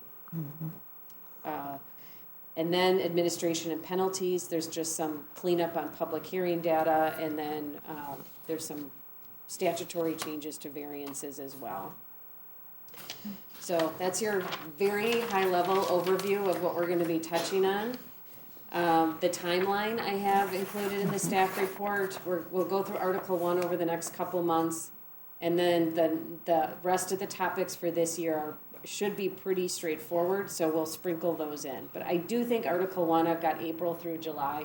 It might take a little bit longer. We're not going to be able to get you everything within a 1-month period. And then, let's see, but we do want to get started right away. So we would like to, if you're okay with this, schedule a public hearing for May to clean up a couple of items that we think are pretty straightforward. So for one, guest houses are defined in the ordinance. People ask if they can have them, but there are no provisions. So until the city determines specific provisions, we think it should be removed, so it's not up for discussion. Any comments on that? Otherwise, I'll present it next month. Concerns, questions? Do we know if there's anybody operating a guest house right now that has something permitted for that use? Yes. Yeah. There's a I bunch would of think them? there'd be a number of I have a them. friend who Yeah. does it. But eliminating them just eliminates approval for more, is that right? Correct. Okay, They would be legal non-conforming uses, I okay, guess. all right, yeah. Or I mean, illegal, they could be illegal. yeah, okay. And then we want to, so compliance and use restrictions, we want to make sure it's very clear that accessory structures are not allowed on a lot without a principal structure. The code is regulated that way. All I'm doing here, excuse me, is adding that it has to be on the same lot. That's implied, but we're just going to add to it. And then the other item that comes up, and it actually came up for me when I was at the county quite a bit, and I know Scott has said it's come up with him here too. And that is sometimes people remove a principal structure and they leave accessory structures behind, or maybe they're on a lake and they acquire the neighboring lot and they tear down that house, but they try to keep a boathouse or something like that. So what we had done at the county is we adopted language where either you needed to combine the lots then, or you could have that accessory structure remain for a 2-year, in this case, I mean, you can do whatever you want, but a 2-year period of time while somebody gets their building plans ready to propose a new home. And they had to record a deed restriction that they would agree to build that home within 2 years and submit a financial guarantee plus 15% or whatever. And if they didn't do it, then the city had the ability to tear down the structure. So it's something you might want to consider, because there's actually a lot of that happens. There's leftover sheds and garages that sit on properties. Yep. if you're interested in pursuing that, I would provide language for next month that we could discuss further. I'm getting a lot of head nods. Yeah, I've got one in Yes, my neighborhood. yes. Okay. And if I can interrupt you, Scott, yes. can you, you're 50% of what's creating this list, so can you just give an overview of how these challenges, how often you run into these types of things and I don't want to speak for you, but what difficulties that cause for you and why this is important for somebody in your job who contracts with the city? So this week, I'm going to meet with someone who has a detached garage with plumbing in it that's going to turn out to be a full-blown guest house. And what are our regulations? Show me in the code where we support that or we don't support that. It just doesn't exist. Yeah. That's a guest house. Normally, the guest houses were on old lake property, that had big carriage houses. Not anymore. It's a detached garage that turns into a guest house. Some don't have foundations. They have illegal plumbing connections, but it's all existing. It's really, I really need some direction, something in the code. Yeah. And really, it's going to come up. It's not just it's the accessory structures. What is allowed and what's not allowed. Yeah. And I do want to talk about that. I know it's starting to get late, but that is something I want to just touch on tonight too. Building location requirements. There is a section in here, and it's pretty random, that allows an exception. So it's just the plan commission. You make a decision to allow more than one principal structure on a lot. Provided it's not contrary to the spirit or intent of the chapter, the regulations applicable to the specific district, and provided that a sufficient lot area is provided in the building so located as to individually meet the setback, lot size, yard, and open space requirements of the district. So somebody could come in who is in an RE 1 acre district, single family house district, and ask for a second house, and it's up to you to give that exception. And what standards would you apply? We don't have any. Oh. So we're proposing to get rid of it. Because we don't think it's really ever been applied. Because it's pretty hidden in the code. I didn't know about it for probably a year. They did, I know years ago when I was a kid on lake property, they used to do that with some of these long lots. They'd have one on the lake and then they'd have a house behind it That's probably on the same lot. It's kind of probably what Scott's referring to with the guest houses. Yeah. So we had, there was the Cedar Valley subdivision, the farmhouse on the corner. They tore down the barn. I don't know if you're familiar with this area, but they tore down a huge barn, and they had asked for a second dwelling on that property, and that's how this section came up during that conversation. It was like, they could have two houses on a lot. So we're recommending it be removed. It already does say that you can have more than one principal structure if you get a plan unit developed. And this is specific to residences only, this section. But you can do that through a plan development process. And that's where these condominium developments, how they get approved.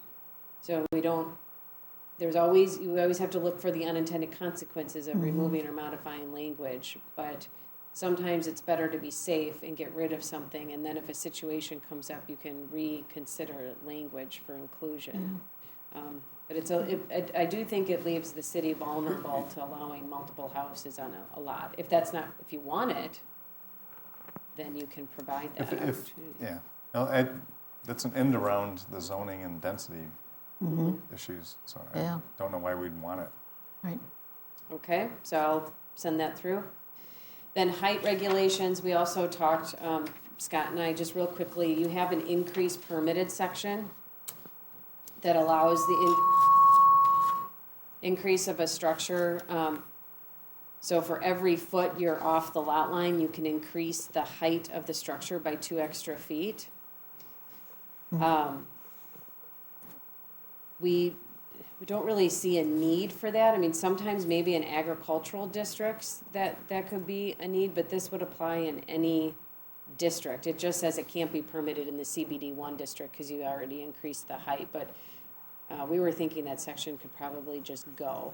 I don't remember, what is the height for an agricultural district? It's pretty high. I mean, in the residential districts, it's not more than 45 feet, but I think in the agricultural, it goes way up. Like 60 probably, or Yep. something like that? Have you ever had to use this? No. So, I don't know, any thoughts? Get rid of the Get tools rid we of don't Yeah. use. Okay, then there's a pier section, just one little section, says pier length and placement, we're proposing to remove that simply because piers are regulated by the DNR, not Right. this, city. Yeah. And then, I don't know exactly when this will occur, if it'll occur in May or at a future meeting, but I would like to put that reference to the 5-acre minimum in each zoning district. I just think it's a really important rule that could get missed, and so I think it can, like right now, RE1, I don't know if it's 1 acre or not, but 1 acre with a comma, C section, blah, blah, blah for exception. Because there is a paragraph to it, and I don't think we want a whole paragraph in each district, but. That's also controlled by the county, isn't it, for septic? Yes, The it 5 is. acre. Sewer pack. Sewer Not the pack. 5 acres.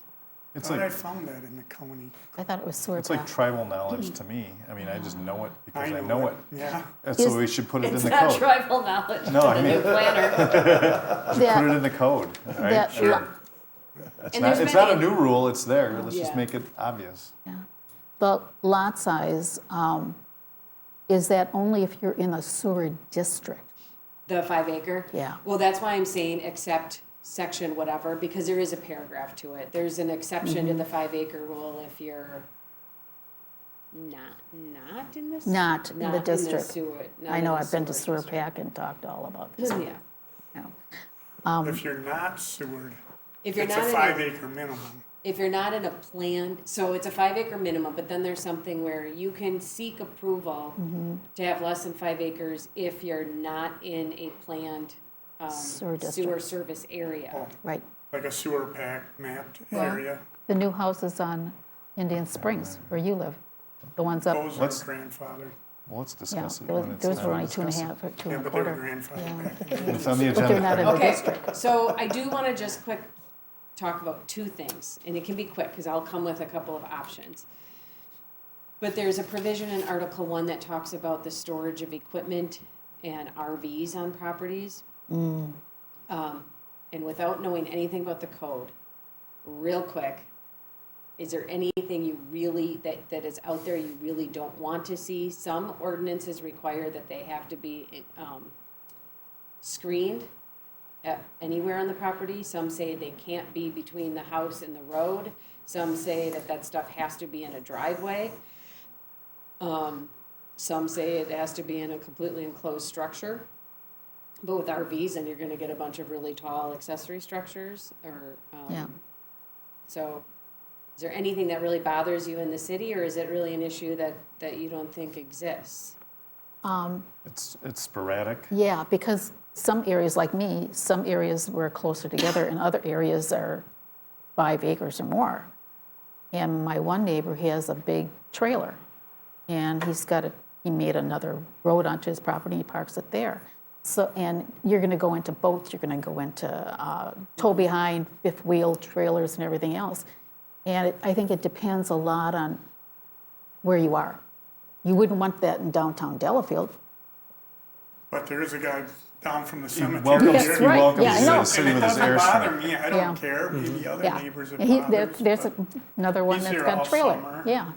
That's So- gonna My be a neighbor's trick, got that's gonna be a 18 tricky one. acres with Yes. an RV. So when do we use Yeah. this, Scott? What is, this isn't, I use it every week.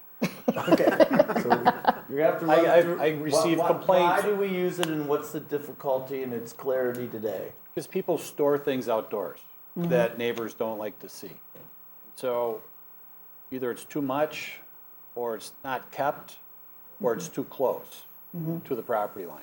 And so, and there are different communities within the city. There's the lake community, which used to be cottages with no garages, so they stored stuff outside, like piers and boats and trailers and all that. We have a subdivision community, certainly. We have a rural community, and we have a downtown community. Yeah. I mean, and the standards are different. Not so concerned about subdivisions, they can sort of monitor themselves. Yeah. But I get complaints every week about neighbors. And it's anything, Is it Whether more it's a of vehicle. stuff in being in disrepair and unsightly, or is it actual It's, vehicles and? it can be vehicles, but it's a couple lawnmowers. It's discarded household items. Yeah. They're chairs, but I use those chairs, Yeah. okay? So, it's really hard because everyone has different standards. Not everyone has the same standard. So, I think the closer you are to your neighbor, the worse it gets. so we have something in our code right now that you shouldn't store things, equipment, materials, like in the setback areas. You know, so, and the setback's different based on lot size and where you are in the city, but it could be 10 feet, 15 feet, 20 feet from a property line. Is there a sample ordinance that would be worthy to emulate? I mean, that you're aware of? I mean, I'd like to not start from scratch. If someone has something that's Well, I'm glad Amy enforceable brought it and up workable. because we should be thinking about it and Yeah. then sort of make progress I will each look for month. one. And then maybe we can zero in on something. I can bring different language from different communities, and you can pull from some, you know, some or the other. Let's use River Hills. I can say, so, Can't have a shovel or Yeah. a hammer. Oh, I can remember going there as a teenager. in the village of Summit, we get a lot of complaints too, and they require them to be screened by a fence or vegetation. And that gets pretty strict because people have, I mean, people do have trailers and RVs and stuff, and so that gets hard Boats. to manage. Yeah. So we can bring stuff, and then the other item I'll just bring next month, but I'm just preparing you so you can think about it. Scott brought up accessory structures. The accessory structures section is a little bit messy, and we do want to clean it up and just make sure that we're touching on what is an appropriate size of an accessory structure or multiple accessory structures, how many should be allowed on a lot, and I think the challenge that Scott is having to deal with on a regular basis, and it's common in a lot of municipalities, people are trying to maximize the use and capability of their property is the use of the accessory structures. Yep. People are putting in mini apartment style living in their accessory structures. I have someone who wants to rent, they want to go to Arizona for the winter, rent out their house year round. Then when they come back in the summer, they want to live in their garage, their accessory structure. If it's okay, but right now, there's nothing in our code. I And can the see problem the you have with problem that is then you have two families living there during the certain months, and then where do the cars park and. It's like the two residences on one lot Yeah. again. Right. same issue. So one solution, I think Amy's dealt with this in other communities, is that maybe they're allowed, but then you record a deed restriction that it's really for personal use, it's for family, or something like that, not to be rented out, and you have the wording for that. Yeah, in some communities, they're allowed to have a toilet and a sink for bathroom facilities, but they are not allowed to have a shower or any kind of kitchen facilities. It starts out as an Some- office that creeps into a full-blown kitchen and now a bedroom or a studio. Yeah, yeah. Well, it could be like a, whatever, an outbuilding for the kids and their friends. All of a sudden, mother-in-law's living in there, and then Correct. you sell the property, and it's, And it- yeah, no, I get it. And it's probably more acceptable if it's being used by your family, but when it's used by Joe Public, then I think we start having a bigger problem. Aren't there fire restrictions also when you have a living quarter above a garage area? There would always be a separation requirement, like a drywall separation Yeah. requirement or a firewall. Yeah. Because that's how it And I is in think my house. part of Scott's concern is they're not always built with a foundation, they're just On a slab on slab. grade structures. Yeah. So we will bring that next month. That's kind of a bigger topic on that Article 1, just. so- Trying to mix easy ones with a couple of hard those ones. easy? Yeah. No, not the last two. Yeah. Wow. Okay, Yeah. So do we need to make a motion to schedule a but, public hearing for? yeah, if you don't mind scheduling a public hearing for the items that are specifically mentioned in the staff report, I will present and publish amendments for a hearing in May.